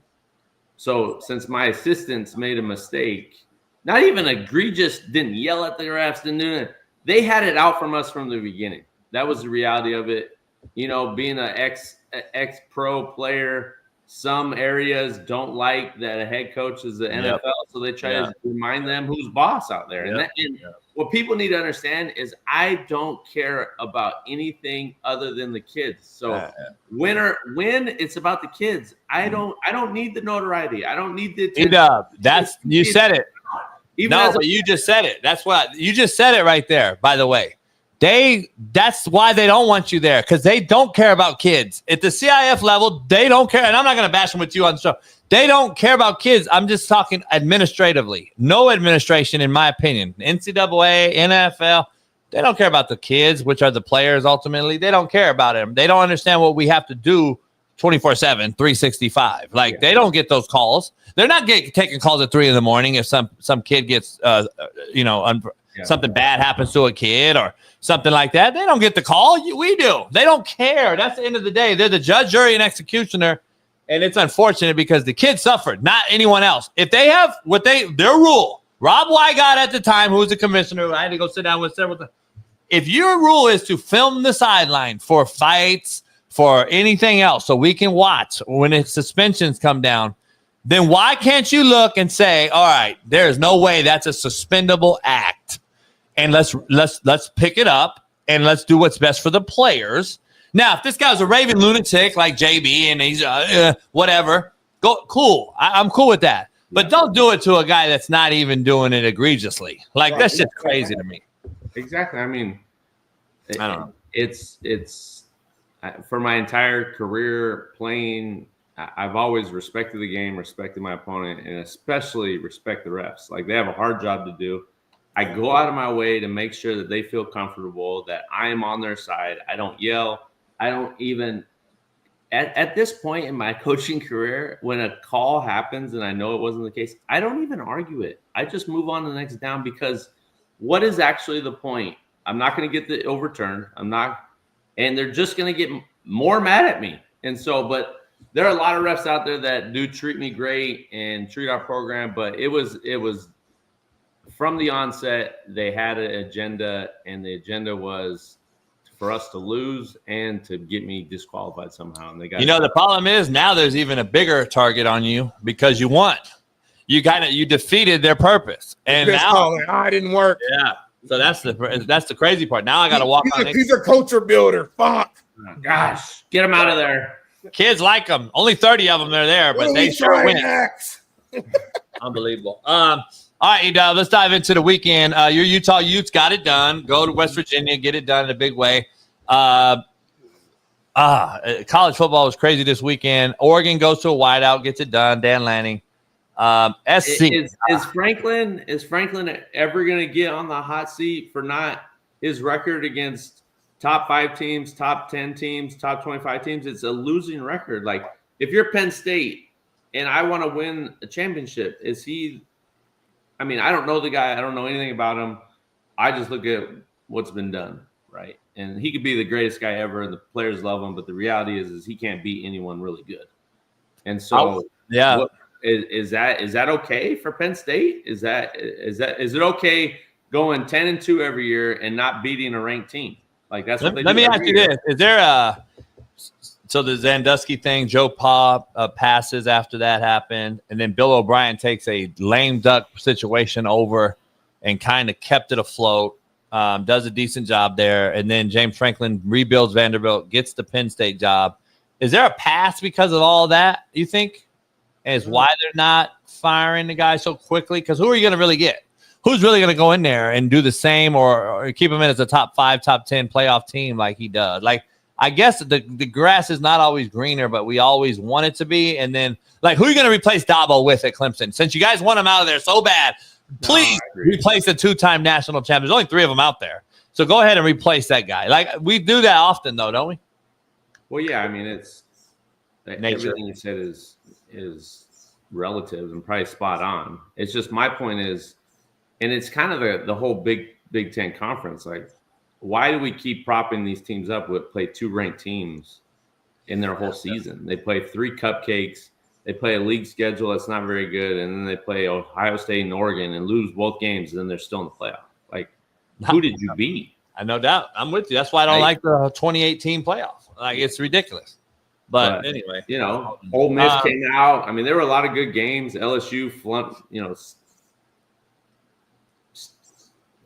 how is their offensive coordinator? Like, how do we have a Heisman Trophy candidate before the season, and now he can't complete a ball and put up points at LSU? I mean, we're not talking about School of Basket Weaving. We're talking about LSU. And Braden Fajoko, who comes on the show, is a national champ. LSU Tiger was like, fire the OC. He said it on our show set. And he tweeted it out, I think, too, right? And he tweeted it out. He's like, I told you on the Coach JV show, fire his ass. Listen, I'm not quick to fire everybody, but at the same time, if you're at that level place making $1.5 million as a play caller, Edub, like, that's pretty damn good coin. And with big coin comes great responsibility. I don't care. If you're at a big school, guess what? You should have get off the pot. You got to be better. Like, that's my opinion. Or don't go there. Like, you guys pay schools, big time programs are paying schools to lose. UCLA paid New Mexico, gets their ass whooped by New Mexico. Like, what?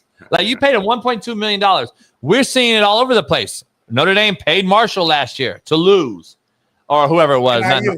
NIU. Like, what? Like, there's got to be great responsibility that comes with that. Like, to me, like, I don't know. I'm more of an incentive-based guy. Maybe you lose your check that week. But you lost to fucking NIU. Like, come on now. But anyway, UCLA and USC both lose. I got to ask you, Southern California native, how is UCLA as bad as they are? They're the worst big-time program I've ever seen, maybe. I'm trying to go back and debate it in my mind. They look so bad. I believe Mater Dei would beat them. Number one. Number two, SC goes to Illinois, and that's the best you can get. Like, without the fumbles, SC's not even in that game, and they got physically dominated. The game's not really close, even though everyone's like, "Oh, they're just a fumble." I mean, they scored too quick. Well, really, Illinois left 3 touchdowns on the field, and it should have been a blowout. SC really didn't even show up, allowing 300 yards rushing. Like, there's no way you can tell me SC's back under Lincoln Riley. That's the SC they've been for the last 4 years. That's my opinion. How are those two teams not great in LA? Well, I think there are 2 teams going in different directions, and no doubt. And I think USC is much closer. They had a bunch of injuries. Yeah, they were playing on their 3rd, 4th string corners. Their corners are bad, which showed on the outside. They looked like they were out of place, and then the running. It takes a process, and I've been intimately with USC, so I'm a little biased with what they're doing, what they're trying to build culturally, systematically, and you can tell by what they have coming in 26. And so I think they're on the rise. I think it's just gonna, the season's not done for them. UCLA, on the other hand, it goes back to 2003 when they said Eric Weddle wasn't a UCLA type kid. So they're probably doing the same stuff of not recruiting the best football players in California instead of going after people that aren't that good. And it shows that they're awful. And no way, no how should UCLA not be a top 25 program year in, year out for the last 2 decades, and they're not. And it's embarrassing, honestly. Like, you want UCLA to be good just for the standard, for the brand, what they can bring, notoriety. And they're not, and I don't know how you change it. Who do you actually go get that can turn the program around? Is not an easy feat at UCLA. I don't even know who to begin with. What names are who even want the job? Is it funding? Is it NIL? Is it facilities? Like, is that even a job that a big time coach wants? I know. Yeah. Taxes. Crime. If you're an outside guy from another place, let's just say you're from a smaller town guy, And do you really want to come to LA and deal with all this drama, like all the shit that California presents right now, and your money, half your money's gone right out your every check, like right out the gate, and all the shit that you may face? Like, I don't know, man. It's gonna be it's a tough one. I'm gonna tell you. And they're in the red as far as athletic funding and finances. I hear, like, damn, it's a bad situation at UCLA. SC though, if I'm SC, I'm putting out the bid right now for Urban Meyer. Woo. Like, you got to do it, because if UCLA is not, then SC needs to. Because I think this is exactly what you're going to get every year. As an offensive-minded head coach, if you don't understand to keep the defense off the field and plan for the defense to be successful, I don't believe you're ever going to be better than what SC is right now, which is 8-9 win year, good. But is that good at SC, really? Like, seriously, we're just mediocre now at SC? Like, I don't see it. I'm throwing the bag at Urban Meyer. I get it. Lincoln Riley's out there. I get it, but I'm throwing the bag at him. You're not. You said. I think Urban's past his time. I don't think he can. I don't think he can be. But now with one portal, I think it fits Urban again. JB, you're dealing. You know it. Yeah, you haven't been out that long. These kids are different, man. They are different. You yell at them, they're gone, right? Like you have to really balance the line of constructive criticism, never not making it personal, always about ball. You're trying to do it at an NFL level, but with the emotional attachment of 18 to 22-year-olds. Like, and then try doing that with 15 to 18-year-olds. It's the kids are different. They're being brought up in a way that it's me, not the team. And then they don't understand any part of the game. So you're trying to teach them the game and then teach them what the game really can give you, but then they don't want to put the work in. So you're just fighting this battle every single day. And then I yell at them, and then they're going to run to the car and cry like Smitty did yesterday when the Rams beat the Colts. Listen. The Colts gave it to y'all. Let's be real. Y'all did not watch that game yesterday and feel like, damn, the Rams were just a better team. No. They were. They still were better. No, I never said that, Smitty. I never said that. I said it. I watched the whole game. Mitchell fucking threw the ball in the end zone. I said it. Why? So, Smitty, why? And it goes back to flag and this 7-on-7 crap. Why can't you just hand the ball back to the ref? Because it's not cool. Smitty don't want to talk about that. He don't want to talk. He wants to blame everybody else. He don't want to talk about that, Edub. JB, what was talking right now? Listen, overall, Smitty, the Colts were the better team. But thank you. But championship teams find ways to win and do things the right way when you need it to get done. And the Colts are still learning that, obviously. Okay, you had the number 10 did that, and then that next possession he has that holding penalty on the touchdown run. Ran on you. So the Rams had plays called back too. Stop. Not like to that level, homie. That's a you problem. That's not our problem. That's you problem. The game is over, homie. If that happens, let me be real with you. JT scores, the game is over. Not over. Have you heard of a guy named Matthew Stafford? Stop acting like the game's over. He's came back more than any quarterback alive. Have you heard of Indiana Jones? No, I haven't. I heard of Danny Dimes that you didn't like last year when I'm the only one standing on business, but we're not going to talk about that right now. Last year, homie. A lot changed last year. I had a job last year, homie. Everything changes. Edub, we got nothing but Ravens, Chargers, and Rams with you. Okay, so let's dive into all three of those teams right now. Chargers glues to Jackson Dart. What's going on? How do you lose to Jackson Dart? Jackson threw for 100 yards. He was dancing on y'all weather. Jackson was He threw for 100 yards. His girlfriend came out before the game on Instagram live and said, he cheated on me. He ain't shit. He went out there and put belt to ass to the Chargers.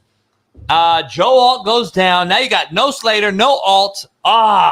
Chargers were balling, top fucking 2 defense in the league.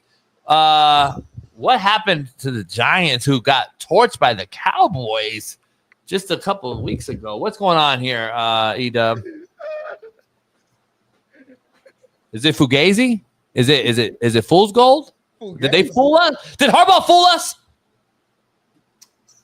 Well, hey, I just want to tip my hat to Dart mentally staying with it after the news came out, if it's true or not. But man, that's old.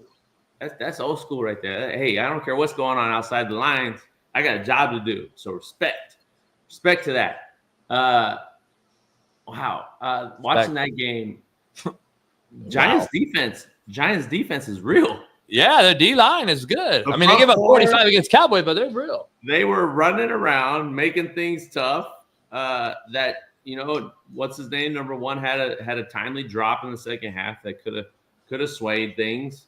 And you just see it. Dart is a football player that the guys are going to love because he just throws it on the line. Now, is that going to last seasons? Yeah. He's going to get better throwing. He did make some sick reads on third down late in that game to keep the first downs going, which was impressive. He'll get the downfield throws and start, getting more comfortable in that. But running around, making plays, scoring touchdowns, like guys love that. As a teammate, I would be inspired to play better for him because he throws it on the line. And that, at the end of the day, as a player, Smitty, JB, like you see your quarterback doing that. Oh yeah, hell yeah, let's go, let's get this stop, right? So. I thought it was a good team effort, and I thought it was great by Dayball game planning to know that was going to be the way they win the game is run the football, controlling the clock, rely on their defense, and it showed. Do I think they're fool's gold? No, I think it was an inspired group by a guy first time starting that can, the unknown. The Chargers don't know anything about Dart. Right. So you have your system going in for that week. It's so much of the regimen of game planning and routine and what you're doing. So you adjust. You can see Mentor adjusting towards the end of the second quarter in the second half. But at that point, it's like they're up. They got the momentum. Offense was struggling a bit, and they ended up pulling that game out. It was a good back and forth game, which the Giants were a better team than their record was. Now, what's wrong with our Baltimore Ravens? Let's switch gears here, man. You played it? I mean, that was BCA built to ass. Did you play there? I thought you were a Colt. What? Well, the coach was in Baltimore, and then they moved to Indianapolis. So, like, I still kind of, you weren't even born yet, so they were never yours. I still show love to Baltimore. So, what happened with them? Lamar or Baltimore? There it don't matter. Go ahead, Edub. There's a lot. There's a lot going on. The injuries. Did Lamar quit? Let's just address the elephant in the room. Did Lamar quit on the Ravens? That's what the thumbnail says. I don't even know why he didn't go back in the game when that visual of his face on the sideline at third quarter of the minute to go, when that was shown, I turned it off. So I don't even know what happened after that. I don't even know what was said. The reality is that Lamar, as great as he is, and without him, there's nothing. If he cannot start to understand with a spy and then playing man-to-man, you got to get the ball out and stop holding on the ball and trying to run around. And I don't even know if the receivers are winning, right? Like, it's easy to sit here and say, Lamar needs to get the ball out. He needs to go to the three-step, get the ball out on route.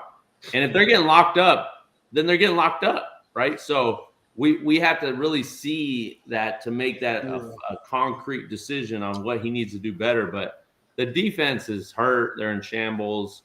I don't like always putting it on the coordinator. There are times where you wish you had calls back. That's any coordinator. But if you're playing with C players against A players, what do you think is going to happen? Damn. So wait, the Ravens now have C players, but like when your backups or you got a bunch of guys hurt on the D line, what do you think? Matabuke's on IR. Roquan got hurt. I mean, shit. It's Marlon. It's always something, man, in Baltimore. It's always something. I love it. You just being honest. These are facts. No, it don't matter. Matabuke is one of the best three techniques in the game. He's hurt. He's on IR. I know. It's just never Lamar's fault. What do you want us to say, JB? Never Lamar. Lamar never is his fault. So you watch that game and just the first thing, just Lamar. Like, you don't think it's defense or nothing. Right. No, I told Edub 2 weeks ago, Ravens, this is the worst Ravens D I've seen. Then why are you going at Edub now then? I'm not going at Edub now. I'm saying this is the same Lamar we see every year in the playoffs, isn't it? I'm just tripping. Am I tripping? I'm just saying. I get he's a freak. I get he's a freak. But listen, why is it always the coordinator's fault? Why are we always blaming the coordinator? So we act like Rome can't coach. Like Rome gave Lamar some of his best years ever, and we wanted him out as Baltimore fans. I'll get him out of here. And now it's another Monken comes in, and in the beginning, everyone's like, "Oh yeah, this is the coordinator we need." Now they want him out. Like, when is it the players' fault? JB, stop listening to Twitter, because that's what you're getting here. No, it's everybody. It's a chat. It's Baltimore fans. I didn't say that. Nobody for real said that. So don't listen to Twitter. No, they did say that. Stop. Edub just brought it up. Edub just brought it up without saying it. He kind of just alluded to it. Listen, coordinators make bad calls. We get it.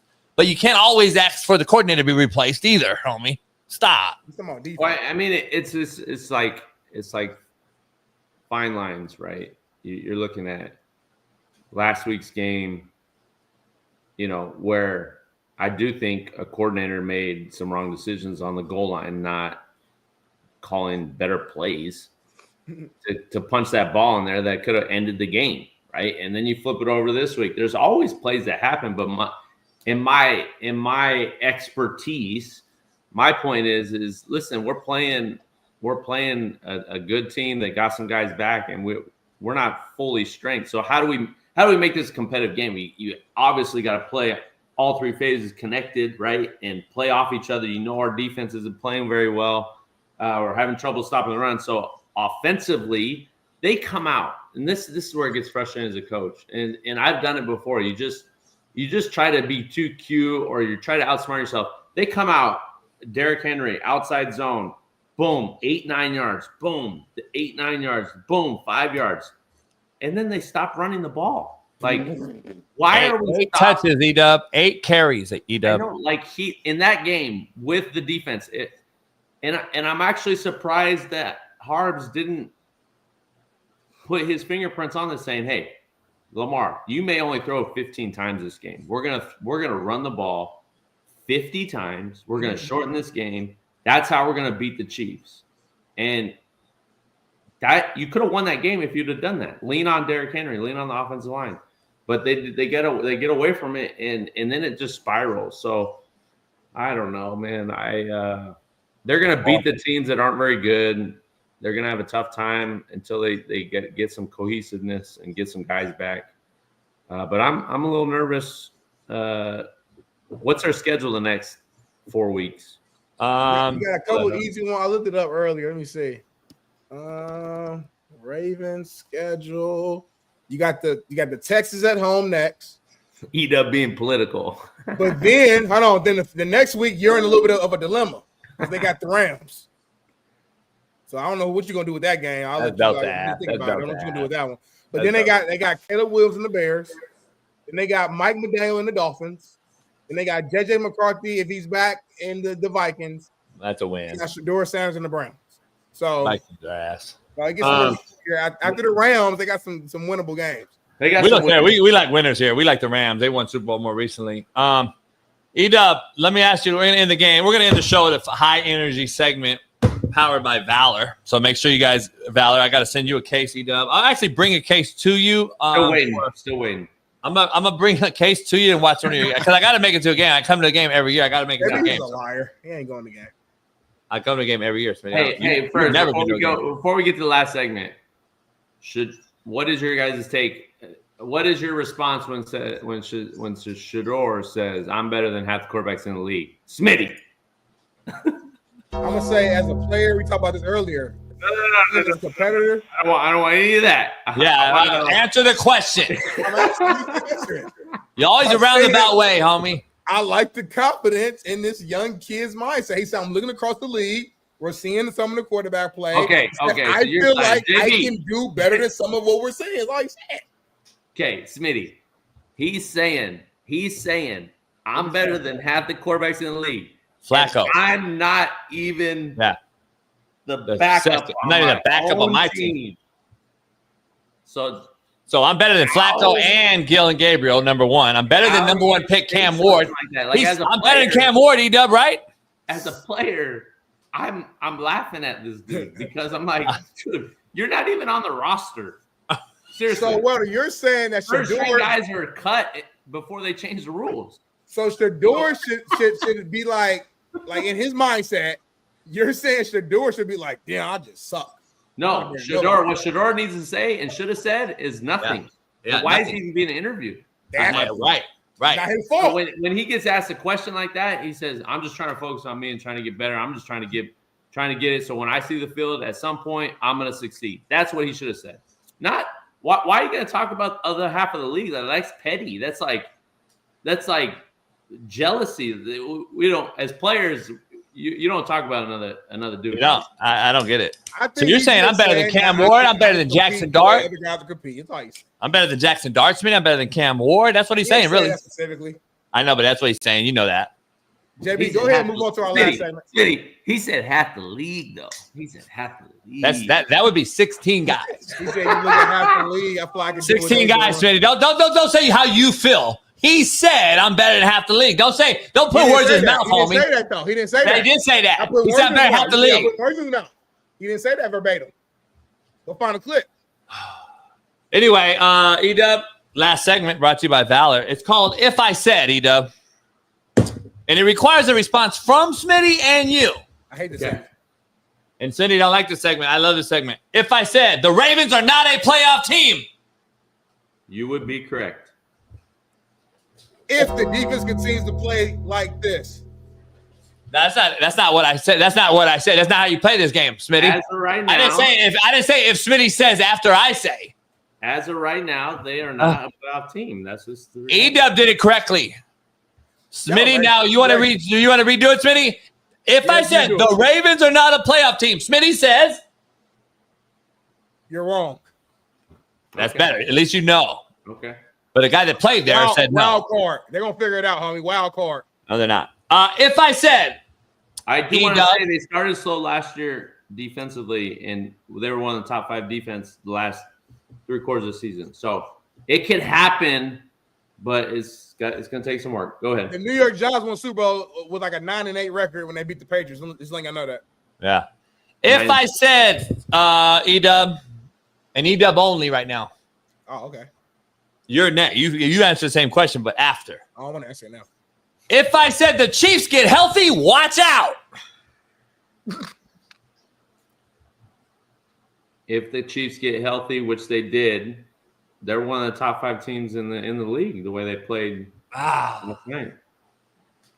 I didn't want to hear that. I would say, listen, you got to always respect the Chiefs, but I'm not concerned about them winning the Super Bowl this year. As much as we get on Patrick, he looked like he did 5 years ago.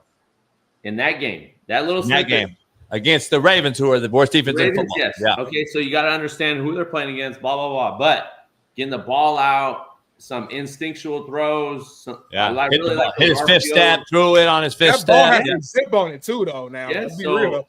As much as he looked confident. Much as we hate on him for holding on to the ball, he was. It looked like he was back in the day when he was the best quarterback in the league. He also got Xavier Worthy back. I'm just pointing that out. He got one of his weapons back, so we'll see. Yep. If I said Jackson Dart is him, I would say damn near. I would agree. He damn near him. That motherfucker dancing like I like that shit. His girl. Oh, BPS. Smitty just turns it into BPS. It has to be like he has to dance and show the joie. That makes him not the play. He cheated on his girl. She made a video. He said he threw for 100 yards, homie. He threw for 100 yards. But it's about winning, JB, right? It's about winning. So you're saying Jalen Hurts is garbage on a good team. Who's that? Me? Yeah, Edub, that's what you said? No, I never said he's garbage. First of all, I said I would love for what he brings, okay, and what he does to that team, and what he leads and off the field. So damn near is a consensus. Consensus is damn near here. Damn near is the answer. All right. If I said the Steelers will win the North, that's trending in the right direction. Ooh, great answer. Great answer. Don't trust it. Because we saw this last year. They were leading the North. They were rolling. That was with what's his name? With Russ. I know. I'm just saying though. I'm just saying. So we'll see what happens. I don't trust it. It's my answer. Can't compare the two. If I said Ole Miss is a national champ contender.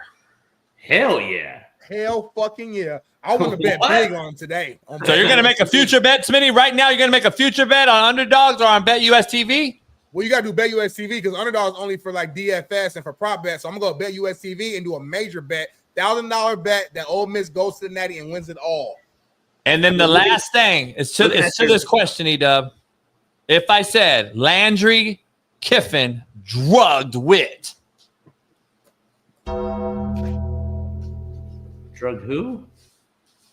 So right here, you know, Whit Weeks was the son-in-law to Lane Kiffin, right? Oh.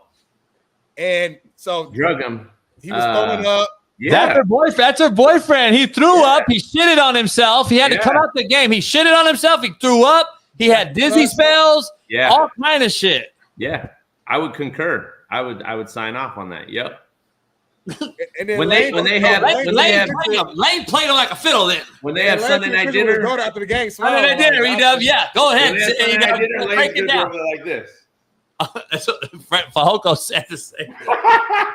Hey, Edub, I was like, hey, so that's my. Why are you flat-footed when we're in our mesh? Why are you guys flat-footed? He getting all that information. Well, they were chilling in like in the this weekend. Tell me something. They were chilling in the living room, watching TV together and shit. Son-in-law follow you. He said, so you guys called a strength to the boundary side. What are you guys doing here? Does that mean automatic pressure to the boundary? What are you guys doing over here? When we flop our back, why are you guys flipping the 3 technique over there? Uh-huh. I thought you guys do like this. You know, like finesse the shit out of them. You look at Ole Miss's schedule the rest of the way. Yeah. Don't they really only have like one big time opponent left? Yeah, but he's another guy though. I love Lane, but Lane's also a guy, and Lane's talking shit right now. Lane's on social media talking shit. He's on social media talking shit right now. He's talking about Chambliss was a Notre Dame recruit as a youngster with Brian Kelly, and now Chambliss is the guy that actually beat you at LSU years later. I don't know if you've seen the picture of that shit. It was funny as hell. And then he just posted a clip today on Twitter that he just took Michigan's best recruit. He's going crazy right now. He's one that'll hold on. He'll hold on to some gripes and then bring it out at the right time. If Lane wins, it'll be great for college football, in my opinion. Like seeing Ole Miss win, Lane's personality, it'd be great for the sport. Yeah, no doubt. Edub, you guys got a big one this weekend. Are you at home? At Del Norte. Oh, at Del Norte. Then we got back-to-back home games. El Camino. I'll be at that. I'll be at one of the back-to-back home games. Yeah. Oh, I might have to pull up to San Diego then and check you out. I'll let you know. Why? I'm saying back to back. That's a good time to go. So that changes over the last 2 years when you've been turning down to go with me. You now all of a sudden you could go? You never asked me to go with you. Don't lie. Right-handed guy. You never called and said, hey, Big Smitty, I'm going to see what we asked live on the show. Edub and I said, hey, you going to roll with me? I'm going to go this Friday. And then you said, the show, but like it wasn't a real thing. What is it, a fake thing? We're the realest show on planet Earth. How's it a fake thing? Usually you call me offline if you want me to like participate in something. I never call you ever, so I don't get that. But anyway, thank you. Good win on the bye for you. You had 2 buys in a row. Good win. Hey, Thursday night, Rams night. Oh, that's right. We're back at it. Tune in. Are you there? Are you at the game? No, I can't make the game. You got a quick turnaround. You got to drive all that. And then you got Friday game. That's tough on you. Yeah. I wouldn't be able to make it up. 5 o'clock kickoff. We're not off the field till like 4 o'clock. The Rams and Niners really hate each other. It's crazy. Yeah, but too bad there's too many Niner fans in LA. I don't like it, but we'll see. Yeah, the whole place. I got the Rams. I got the Rams big. Purdy's who I said he was, so I got the Rams big. They should have stayed with Mac Jones, but what do I know? Oh, and one more thing. Liam Cohen is not like that. Okay, so you guys were talking about that earlier. He want none of that. That I've been around Liam, and Liam's like trying to be the good soldier for his guys, but Liam would get suffocated in like 4 seconds. He ain't hard like that for real? Smitty. That's fake swag right there, Weddle. All of a sudden, when he went Duval, he think he like Mr. Joe Cool over here, but nah. What is the Eagle and the Crow? Is the Eagle and the Crow that guy? No, he's way better than that. He's not that type, but Liam's he's just a good he's a good dude. He's not like that. He's not like if you saw him in a bar, JB, you have no concerns. Is what he's saying. No, yeah, I'd press him. But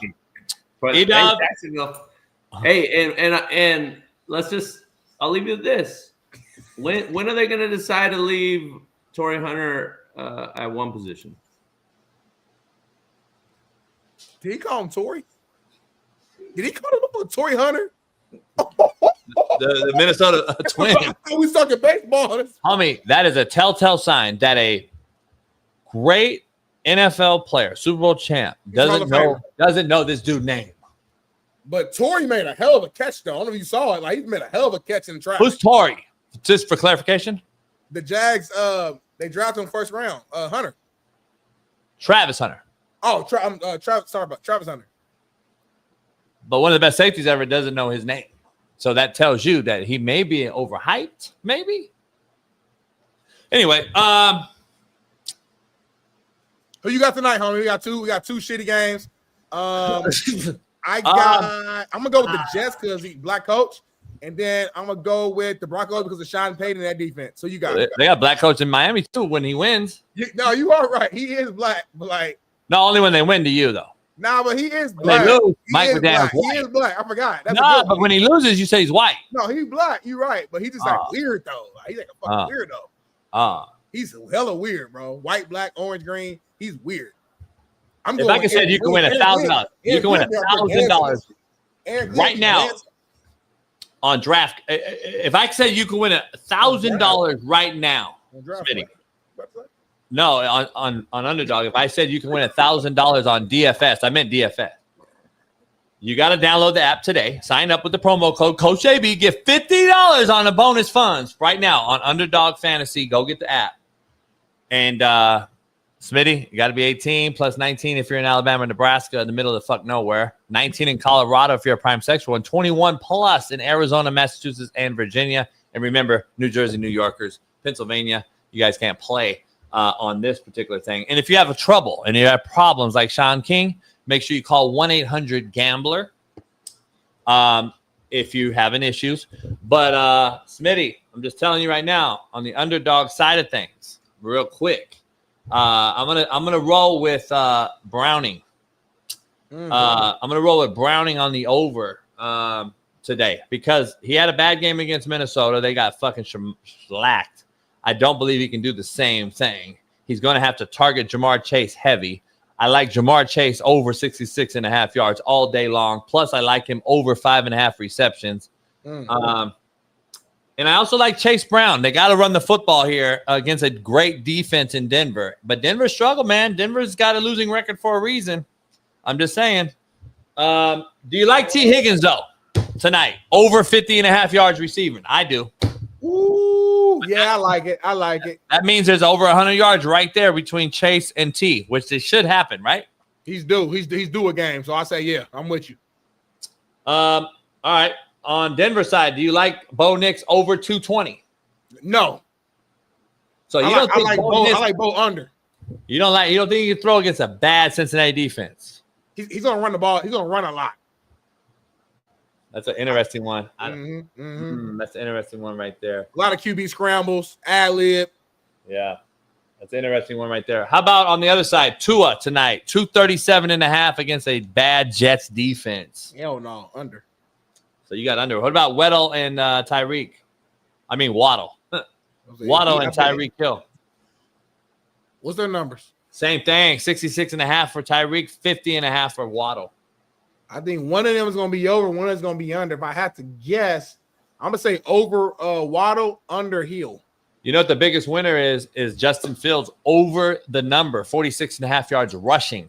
Oh, definitely over. That's easy. So Justin's going to run all over the Miami Dolphins' porous defense. I kind of agree to that. He can break a few big ones. And that's interesting. I'm going to take Justin Fields over the number on that one. There he goes. There's Underdog right there. Head over, use our promo code Coach JB. Smitty, we'll be back tomorrow for Talk That Talk Tuesday. I will be Titties and Tequila tonight on Patreon for Monday Night Football. So join us. We'll be live on Patreon. So make sure you member up right now if you're not one. And Smitty, good show. Thanks to Bailey, Paris, cutting some good clips, Paris. Hopefully we get some before midnight tonight. And then I can post them. And then Smitty and I will be back tomorrow for Talk Tuesday with Steve Kim and maybe Dr. Jesse Morris. We'll see if he pops in tomorrow or Wednesday. Get some updates. A lot more injuries. And been real, Smitty. Been a great show. Appreciate you, Jason, for having me. And appreciate you for being on here, Darnell. Hey, no problem. Anytime, Jason, you want me, just let me know. And thank you, chat, for being here as well. And we'll see you tomorrow. Peace.